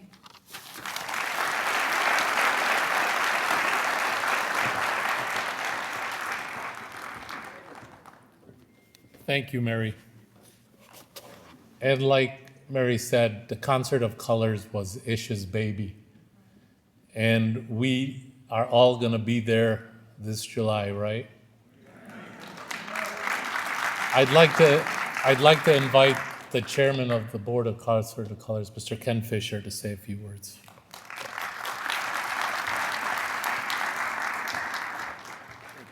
Thank you very much. Well, it's wonderful to be here. And before I talk about the Concert of Colors, I just want to say that it was 30 years ago that I met Ishmael. I'd come from Washington, D.C., influenced by the great presenter there, Patrick Hayes, whose inclusion policy was everybody in, nobody out. And I looked at the Burton Memorial Tower that I was inheriting over in Ann Arbor, and it was like an ivory tower. We were stuck, and it was time to get out of that tower and into the communities of Southeast Michigan. And friends said, if you want to build a relationship with the Arab community, you build it with Ismail Ahmed at Access. So that's what we did. But we weren't in a hurry. We knew that we in Ann Arbor had not a relationship with the Arab community, so we decided we needed to break bread. We needed to visit each other's organizations, creating a deep friendship, until it was time to ask the three questions. What do you want? What do I want? What do we want together? Where Ismail said to me, Ken, I want to do better productions on the shows that we do in Concert of Colors and through the Arab American National Museum. And what do you want? I said, I want to learn about the Arab world. And he invited us from Ann Arbor, our board and staff, to hop in buses, and he developed immersion experiences for us that were just unbelievable. And we learned so much about your community, and especially what happened after 9/11.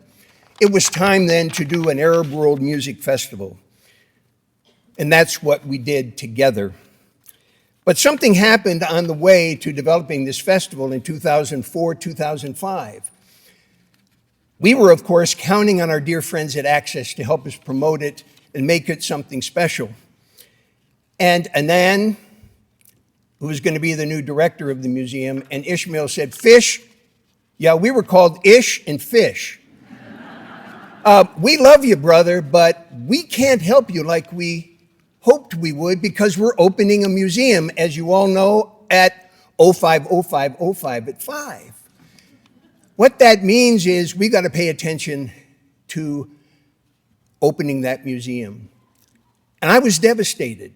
But he said, Ken, as he is the great connector, as Ahmad Shabani has used that title for him for so many years, he said, Ken, there's 7,000 Arabs in Ann Arbor. I'm going to introduce you to 4 women, and they're going to plan dinners. They're going to bring people together. You're going to have a great success with that event. And we did, so much so that a few years later, we did another Arab Music Festival. So in Ann Arbor, we're so grateful to beginning that relationship with Ismail. And then in 2017, it was time for me to retire. And you'll often know, and maybe some of you who've been in retirement, there's those that say no to everything. That first year out, say no to everything. But of course, what happened is Ish called. Hey, Fish, I need an advisory board, and I need a chairman for that advisory board, and you're it. I couldn't say no to Ish. Now, raise your hand if you've been in that same position. Ismail Ahmed said, I need you, and of course you have to respond. Now to the Concert of Colors. The Concert of Colors was established, as has been said, by Ishmael, New Detroit, and the Cultural Exchange Network in 1993 as a one-day event at Cheyne Park. But it's grown since then, under Ishmael's leadership and passion, into one of the nation's longest-running, largest free and global music festivals. It brings music from all over the world, as is best represented in these recent years with 30,000 people. And thanks to Detroit PBS, Mary's WDET, it's heard by thousands more from around the world. Approaching its 35th season, this year's Concert of Colors will once again be an upbeat, week-long festival to unite Metro Detroit's vibrant communities and ethnic groups through music and dance from around the world, and at the same time creating dialogue where participants embrace freedom of expression, something we need now more than ever. We will use the occasion of this year's festival also to honor its founder, its leader, and its soul, Ismail. We will hold the festival Midtown Detroit between July 15 and 19 with the support from federal and state resources, a wide range of wonderful new and longtime sponsors and partners, and a deeply dedicated staff, many of whom are here today. We're also launching a program in 9 different neighborhoods running from February 25th through November 14. And now, of course, with the outpouring of love and affection from you and others that you're demonstrating by responding and the wish of Ishmael's family that memorial gifts be sent to the Concert of Colors. We know with all of your support, together we'll be able to assure that Ishmael's wish to have this year's Concert of Colors Festival and our new neighborhood programs will be the best ever. That will be realized thanks to your support. Thank you. As I close, let us all celebrate Ishmael's life by trying to be more like him, open and welcoming to all, with a broad smile and with an open mind and heart. I'm going to miss my brother. I learned so much from Ishmael, and I'll do what I can, Ish, with others to see that your legacy of love and service to the people of this community lives on for years to come. Thank you.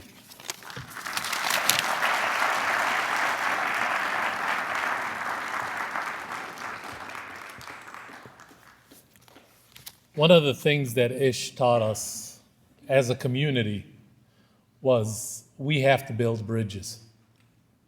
We have to make sure that we extend our hand and are welcoming to all the other communities of color across the Metro Detroit area, and that we are all one tapestry.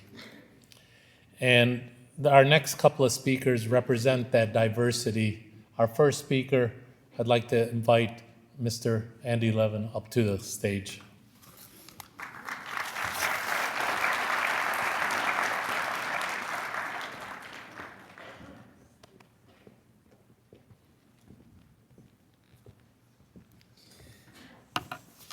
Well, first of all, I want to extend the condolences of the entire Levin family to Margaret and all the siblings and the grandkids, especially from my Aunt Barbara, widow of the late Senator Carl Levin, and their oldest kid, Kate Levin Markell, the head of the McGregor Foundation, and my wife Mary and me, and my dad Sandy Levin, who's going strong at 94. We love you all so much. So, how many people in this world are so unique and so universally recognized that one name, indeed one syllable, is all they need? And Mr. Fisher, I didn't know you were Fish. And you're a really important person in our state. Heck, even Big Gretsch needs 2 words and 2 syllables. But Ish was just Ish, known to all from the corner grocer to the leaders of the land. Small in stature, unassuming, never taking on any airs. But as we've heard, wow, how formidable, how formidable. Like in fundraising, Ish was so brilliant at it. He's the only person I know who could shake down the rich people and the corporate types and have everyone come out feeling great. I don't know what's going to happen to Concert of Colors. I'm so encouraged by what Ken Fisher said. Ahmed Shabani, thank you so much for taking on leadership there. We've got to have it. We've all got to pledge to help with that. Because this is not going to stay the same. When people would walk out of a meeting with Ish, literally having agreed to give orders of magnitude more than they had planned and feel happy about it. I mean, that's just not normal. Or maybe they weren't happy, but they were rationalizing why they had no choice. Friends, death has a way of homogenizing everything, smoothing out the edges. But Ishmael Ahmed undeniably had edges. Ish was a street kid, Ish got into trouble, and Ish made good trouble. Ish was a radical who had an analysis of money and power in society. Please, let's not smooth that over. The beautiful thing about Ish is that when he found success in building organizations, in leading agencies, in creating so much, That street kid, that can't-be-bought progressive advocate of the poor was always still there. Plus, Ish was such a sweetheart of a person, such a kind person, that people easily lost the forest of his sharp analysis for the beautiful trees of his offers of baklava or lunch or a record to listen to. He was brilliant. Ish and I were two peas in a pod, soul brothers across 4 decades, which is weird. He was a working class kid from Wayne County, and I was a middle class kid from Oakland County. He was Muslim and Arab American, and I'm Jewish. But none of that mattered. He took me for who I was and mentored me like so many of you. We actually both came from the same place, union organizing as a fulcrum for analyzing society, traveling the world and coming to see the dignity of each and every person and that fighting for human rights is paramount. Cutting through differences to see that Israelis could only find peace by realizing, by making real the human and political rights of the Palestinian people.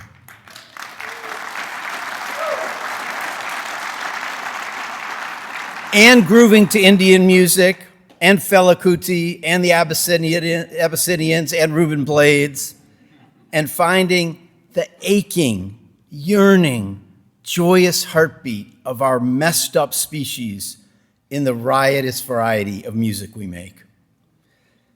I don't remember exactly when I met Ish. I think it was in the labor left somewhere in the 1980s. But our paths crossed again and again. When Ish was helping to organize an interfaith delegation of Michiganders to Israel and Palestine in 1990, he convinced me that I had to help him, and I had to go. I was a grad student in Ann Arbor at the time. Mary and I didn't have 2 dimes to rub together.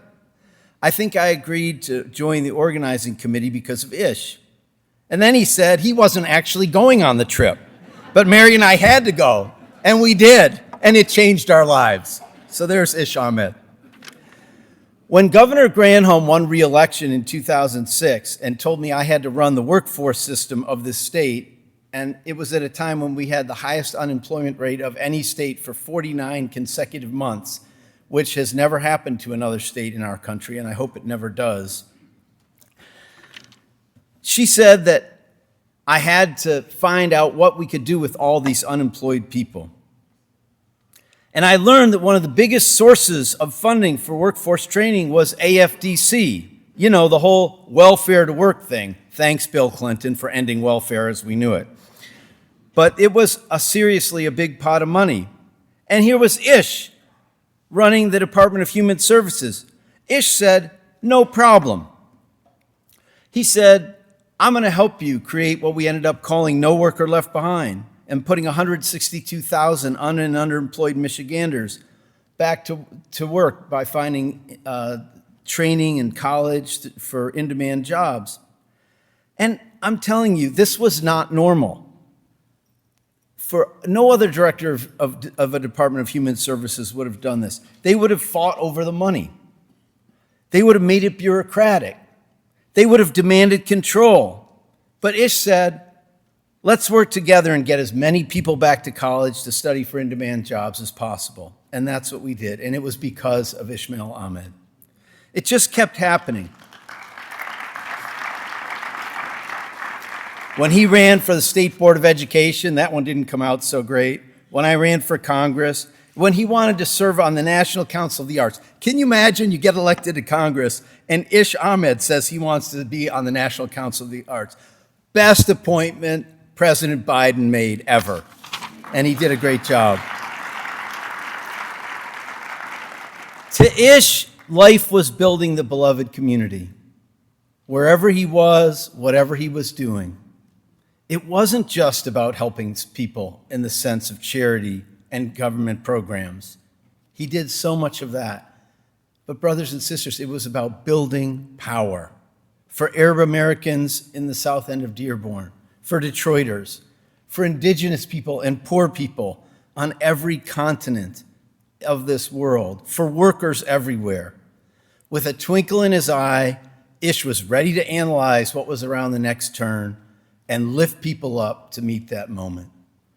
Well, we're in quite a moment now, aren't we? We're in quite a moment.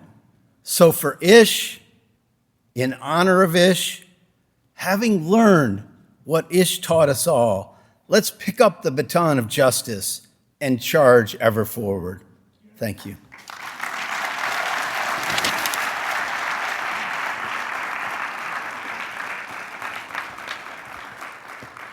All right, folks, we're almost done. Just a couple more speakers. But I want to fix the issue of Ish, his one syllable. When he met with the Secretary General of the Arab League, Amr Musa, we introduced him. We'd like you to meet Ish Ahmed. So Amr Musa goes, what's your name? He goes, Ismail. He goes, no, your name is Ismail. So you're not Ish, you're Iz. Our next speaker is somebody that's worked with Ish for so many years and a prominent member of the Hispanic community, Miss Eva Garza de Walsh. Please come on up. Eva.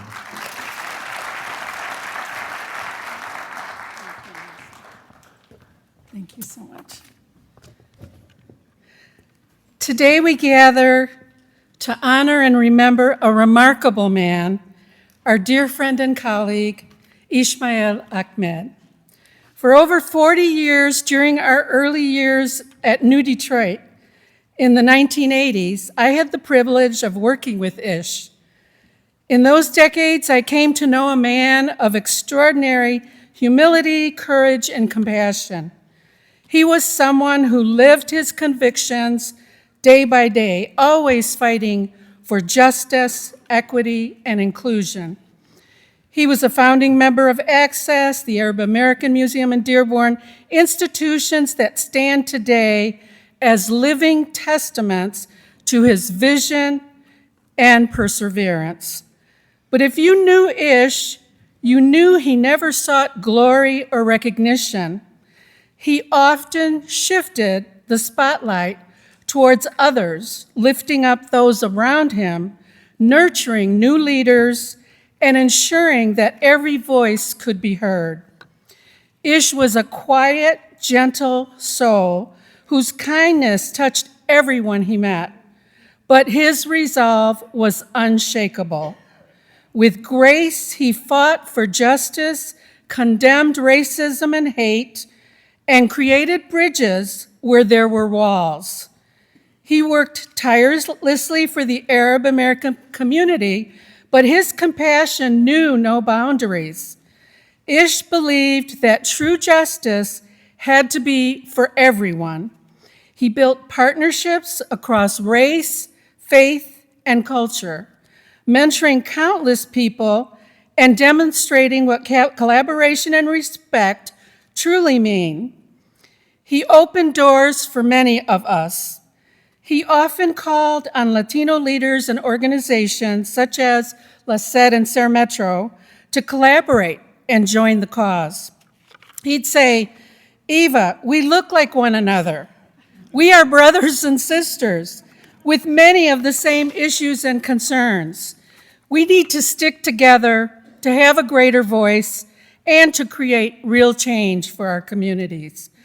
Leaders across the city of Detroit, the surrounding communities, and the state of Michigan held Ish in the highest regard. He was a strong and consistent voice that spoke truth to power.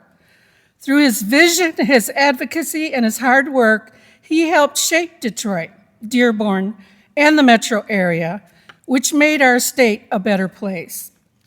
Ish was a champion of the arts. He understood that culture was identity and power.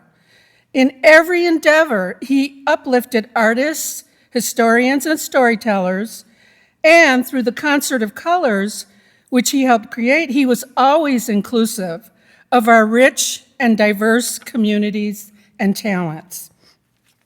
To have known Ismail Ahmed was to be inspired. To have worked alongside him was to learn about true leadership.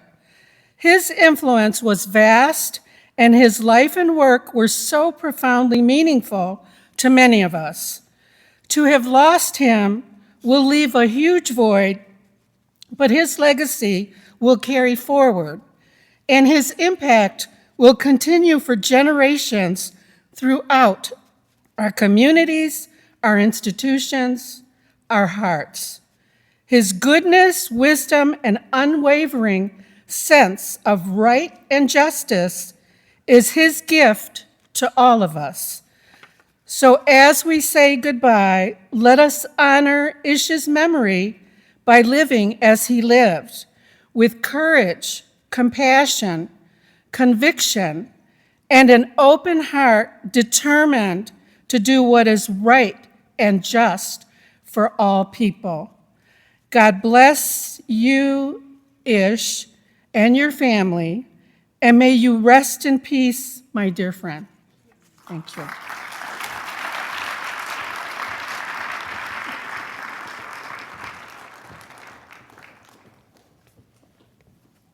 Well, folks, we're down to the last speaker, and then Margaret's going to come up and thank you. That's the good news. The bad news, our next speaker is Hassan Jaber. And if you know anything about Hassan, it takes Hassan 90 minutes to watch 60 minutes. But Hassan, Hassan is a guy who probably worked with Ish the longest. He succeeded Ish as executive director of Access when Ish left. Hassan has been instrumental in that partnership and that teamwork in building this organization. And he, in his own right, is a great community leader. Though we love to tease him, but Hassan is a protege of Ish, and let's hear what he has to say. Hassan, please.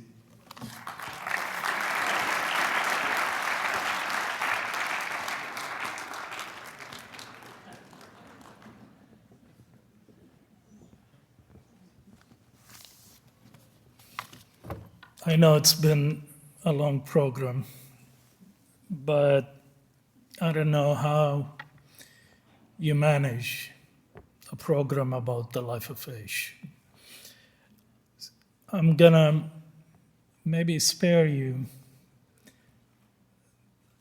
the speech I prepared, simply because so many elegant speakers have said some wonderful, powerful things about a powerful person. So I'm gonna try to end this amazing program. And just one thing that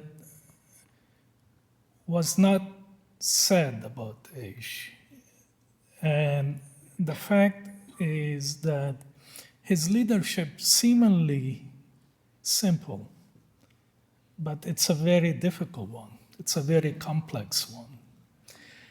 And I think one of the things that was not said about him is he knew the power of collective leadership. I'll give you an example. Ish was very excited about the vision of the Arab American National Museum. But Ish also knew that it takes the talent of many to make sure that this project comes to fruition. And he was amazing in terms of using that collective power, collective talent. He was excited about the idea of telling our story as Arab Americans. We call the museum the most beloved of Access institutions, simply because we know the pain of being marginalized as a community, of being misunderstood as a community. We do a lot of good things, but this was the most labor of love. And it took the vision, a collective vision. It took the incredible work of Maha Frage doing the heavy lifting in terms of fundraising. It took the amazing work Anan Amri did in taking the vision and put it in implementation phase. We haven't talked about this. And him and I talked one time about let's write a book about collective leadership. I still want to see if we could do this and give credit to Ish for that type of powerful leadership.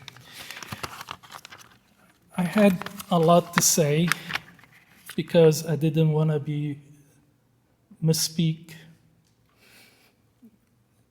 I wanted to use the right words to say goodbye. But, Ish, I wish if you, wherever you are, hearing the powerful, very good things people said about you, and be happy about it. I want to take after what Andy alluded to. Today, we are living in a time when immigrants are blamed instead of valued, when the work of social justice is condemned, and when cruelty, oppression, and corruption are governed. Ismail stood firmly against that tide. He believed that welcoming people did not weaken us. It made us stronger. He believed that fairness was not optional. It was foundational. And he believed that community wasn't something you talk about. It's something you build, piece by piece, person by person, neighborhood by neighborhood. As the world grows more divided, Ismail's example becomes even more powerful.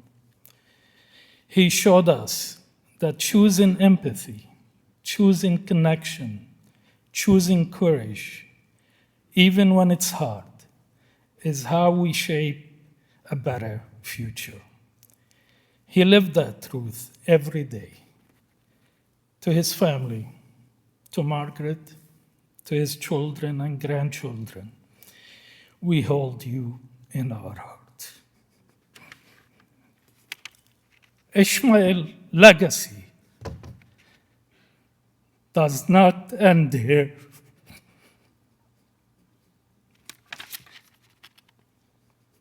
It continues in the communities he built, in the institution he built, in the people who carry his values.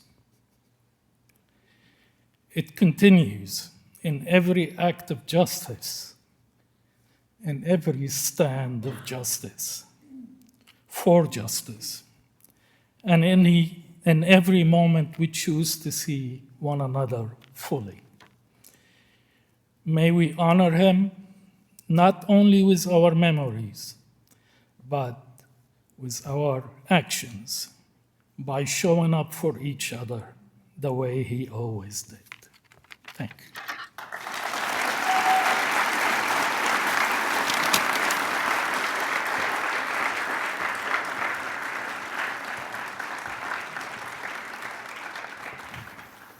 You know, in all fairness to Ish didn't want this. He wants, you know, when I went to visit him a couple of weeks ago, and I asked, and as soon as he saw me, he told me the same thing he always greets me up with, "What's up, Doc?"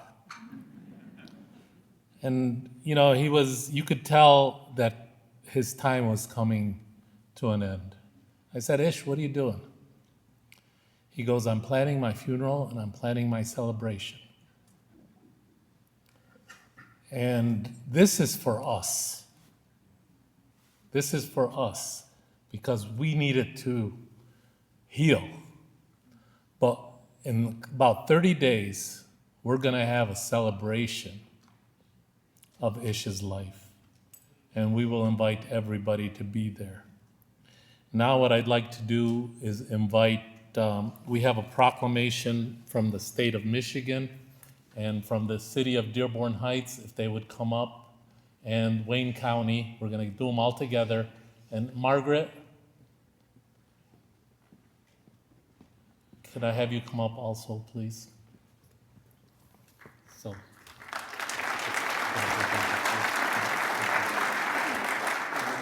This is from the state of Michigan. You want to present it too? Can I say something? Yeah,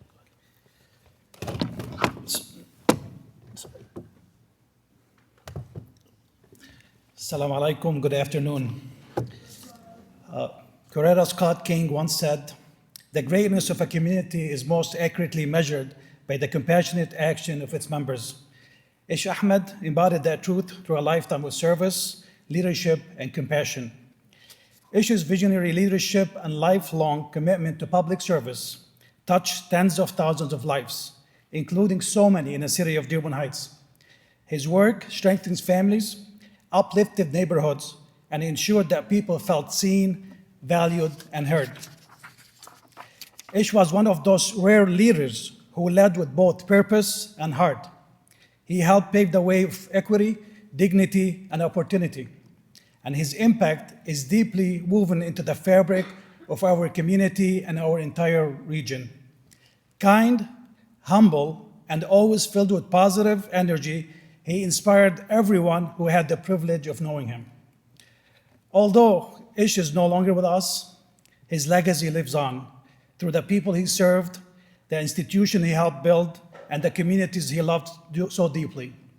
On behalf of the residents of Dearborn Heights, Mayor Baidoun, myself, and Dearborn Heights City Council, we are deeply grateful for his life, his service, and the lasting mark he leaves behind. We honor him today, and we commit to carrying his legacy forward. On behalf of the residents of Dearborn Heights, Mayor Baidoun, myself, and the City Council, we do have a proclamation to give to the family. Do hereby proclaim that sincere condolences be extended to the many who are bereaved by the loss of Ish Ahmed, and furthermore proclaim that honor be extended for his remarkable contribution to our local community. Thank you very much.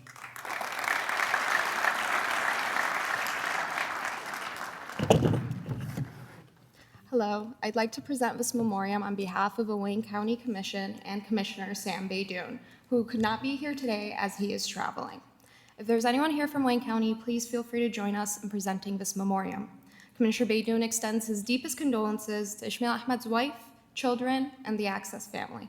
On behalf of the Wayne County Commission, I would like to read a brief segment from this resolution. Whereas it is with profound sadness that we, the members of the Wayne County Commission, solemnly pause to honor the life and legacy of a distinguished public servant, community leader, and advocate, Ismail Ish Ahmed, who passed away at the age of 79 following a lifetime of devoted service to immigrant rights, social justice, and the advancement of ethnic communities throughout Michigan. Thank you.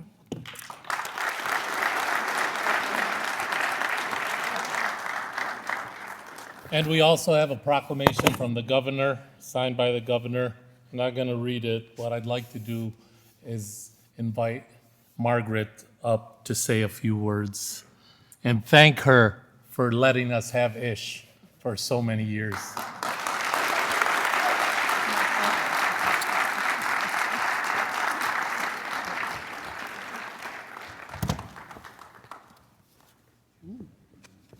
Smell beautiful. It's an honor, as you can well imagine. I typed up all these things that I was going to say, but the first thing I want to do is thank the Arab American Chamber, the ACRL, the City of Dearborn, for pulling this together. so quickly. It is so important for all of us, for our healing. I'd also like to recognize the family, who I can kind of see down there. The lights are pretty bright. I'm Ishmael's partner 44 years, amazing years, I may add.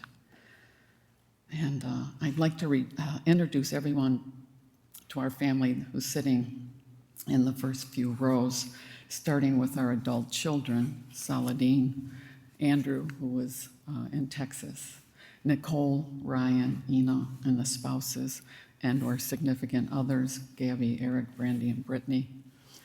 We have 9 amazing, talented, beautiful grandchildren: Alex, Zach, Malcolm, Zane, Micah, Bellamy, Vienna, Aubrey, and Brinley. Also, Ishmael's family is here. Aziz, his sister Aaliyah, sister-in-law Tammy, nieces, nephews, and cousins on both sides of the family. My brother Steve and my brother Tom. And just as important as the extended family, which is everyone here in this theater. People who are here with us in spirit, and those of you who are listening to the live feed all over the world, grateful we can all be here together celebrating Ishmael. We are celebrating a human being who was so principled and mild-mannered. I know a lot of this is going to sound a little redundant. My apologies for that. He represented the best of us, and each of us, right? Ishmael lived his life with as broad strokes as possible. Some of us knew Ishmael as an artist, a visionary, a union and radical organizer, mentor, a father, grandfather, uncle, cousin, teacher, friend, comrade, radio host of This Island Earth on WDET, an advisor, leader, co-founder of Access, and founder of Concert of Colors, a free world music community festival in the heart of Detroit. With grace, aptitude, skill, style, and finesse, Ishmael worked tirelessly to make the world a better place. And I believe we are better and stronger because of his commitment and dedication to people and community. He purposely brought us together to continue efforts spreading love, working towards systemic and meaningful change. And now Ishmael is at peace and resting with the ancestors, leaving us with an unforgettable legacy, template, and foundation to go forward that is sturdy enough for us to stand on and continue the work that faces us now. We keep him alive in our hearts, actions and intentions, thoughts, memories, and prayers. We also are processing the loss of Ishmael and the impact that he had with each of us. The stories and the testimonies of this great man are numerous. The love, respect, and honoring for Ishmael will be with us all the days of our lives. I would love to read just a small little portion of a text message that was sent to Ishmael's phone about a week ago. And it was from Kamal Amin Ra, who is what I consider the godfather of African drumming in Detroit and beyond. Kamal texted his condolences, and he went on to say, Ishmael was one of the most decent human beings he has ever known. His legacy is gargantuan, and I think about how many people have been blessed by his presence, his generosity, his grace, and genuine love. And I'm grateful because I was blessed to know him and call him my brother. Kamal also included this message that he found that was from evidently Chief Tecumseh, that he felt summed up Ishmael and his thoughts about Ishmael. It reads like this. I'm going to just read some of the excerpts from it. So live your life that the fear of death can never enter your heart. Trouble no one about the religion, your religion. Respect others in their view and demand that they respect yours. Love your life, perfect your life, beautify all things in your life. Seek to make your life long and its purpose in the service of your people. Prepare a noble death song for the day when you go over the great divide.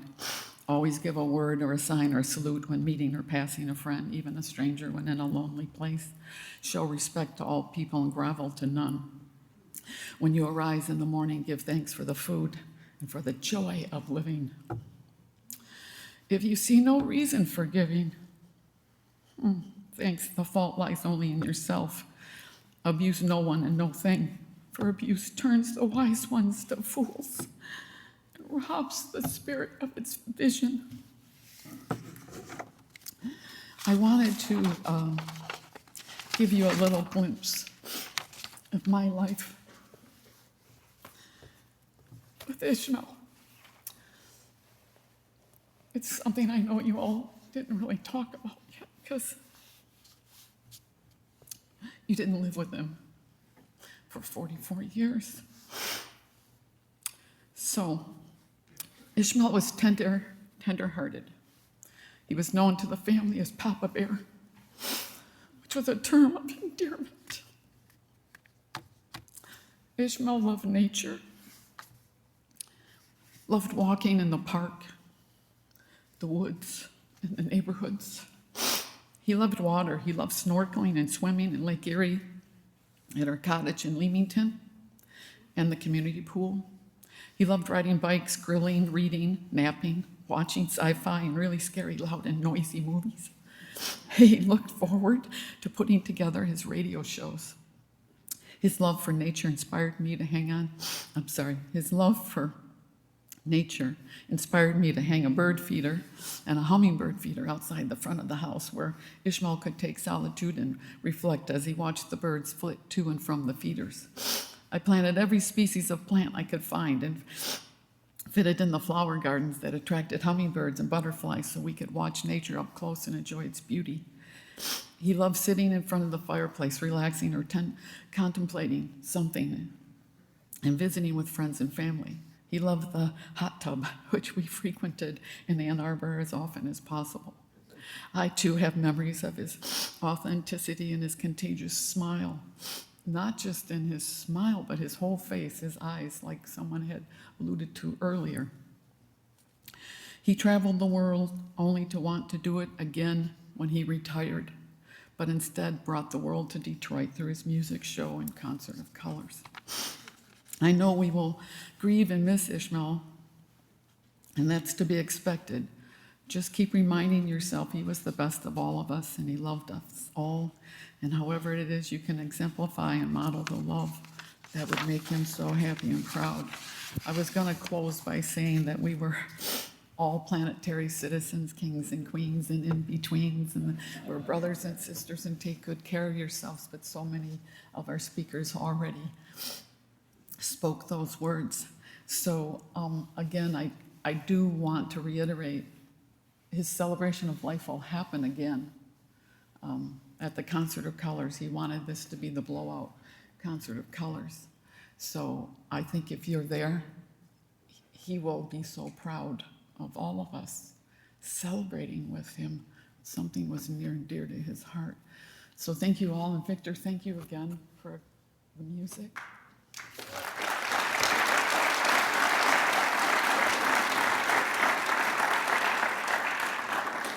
Thank you to the family. I love you all very much. I know it's been tough times. I know I haven't always been in the right place, saying the right things, and please forgive me. And I also just want to thank all the people that have sent text messages, phone calls, cards. This room is so full of love. I mean, I think to myself, how can I fall apart? I can't fall apart. There's just so much love, and it will continue because I know you'll make it a consciousness and be mindful of it. So thank you again. This was a real honor to be here with all of you. Nasser, thank you for your emceeing. Ahmed, thank you. Bilal, thank you. Everybody, my love goes out to you. Thank you.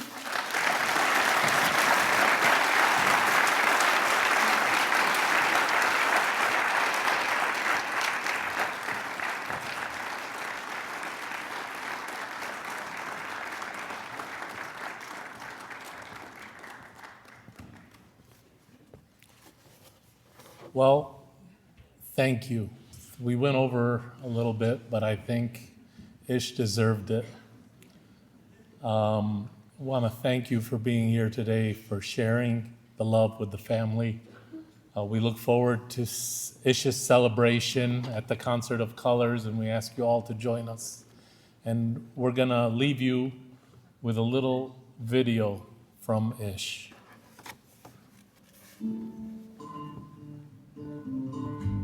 Honesty was an important part of his character. Gentleness was also an important part of his character. He cared about how people were doing. He had a clear vision for what he thought the world should be like. And what he thought the world should be like is everyone celebrating all the things we have in common. I find that this medium is not play, or it's not food. It's people, and he's always been able to find their beauty within. Because it was all about love. It was about bringing people together. It was about networking and bridging communities. And the music, I think at the end, just seemed to be the real connector for him. He was the musician in a way. He was kind of the conductor. Bringing us all together. He discussed the things that sort of the interests of the community had. Never ever gave up on a fight. Never. Yes, he was a true friend. You don't have many of those in your life, and ISMAEL was one of mine. All the people that have been touched by him and his ways, his loving ways, kindness, calmness. Let's just celebrate it every day, especially in this political climate we're in right now. We just really have to have each other's backs. In the country, though, take good care of each other. Now, a little bit more music play for you. But first, please, let me thank you for listening. It's always a pleasure to have you with us. Remember, we're all brothers and sisters. Take care of each other.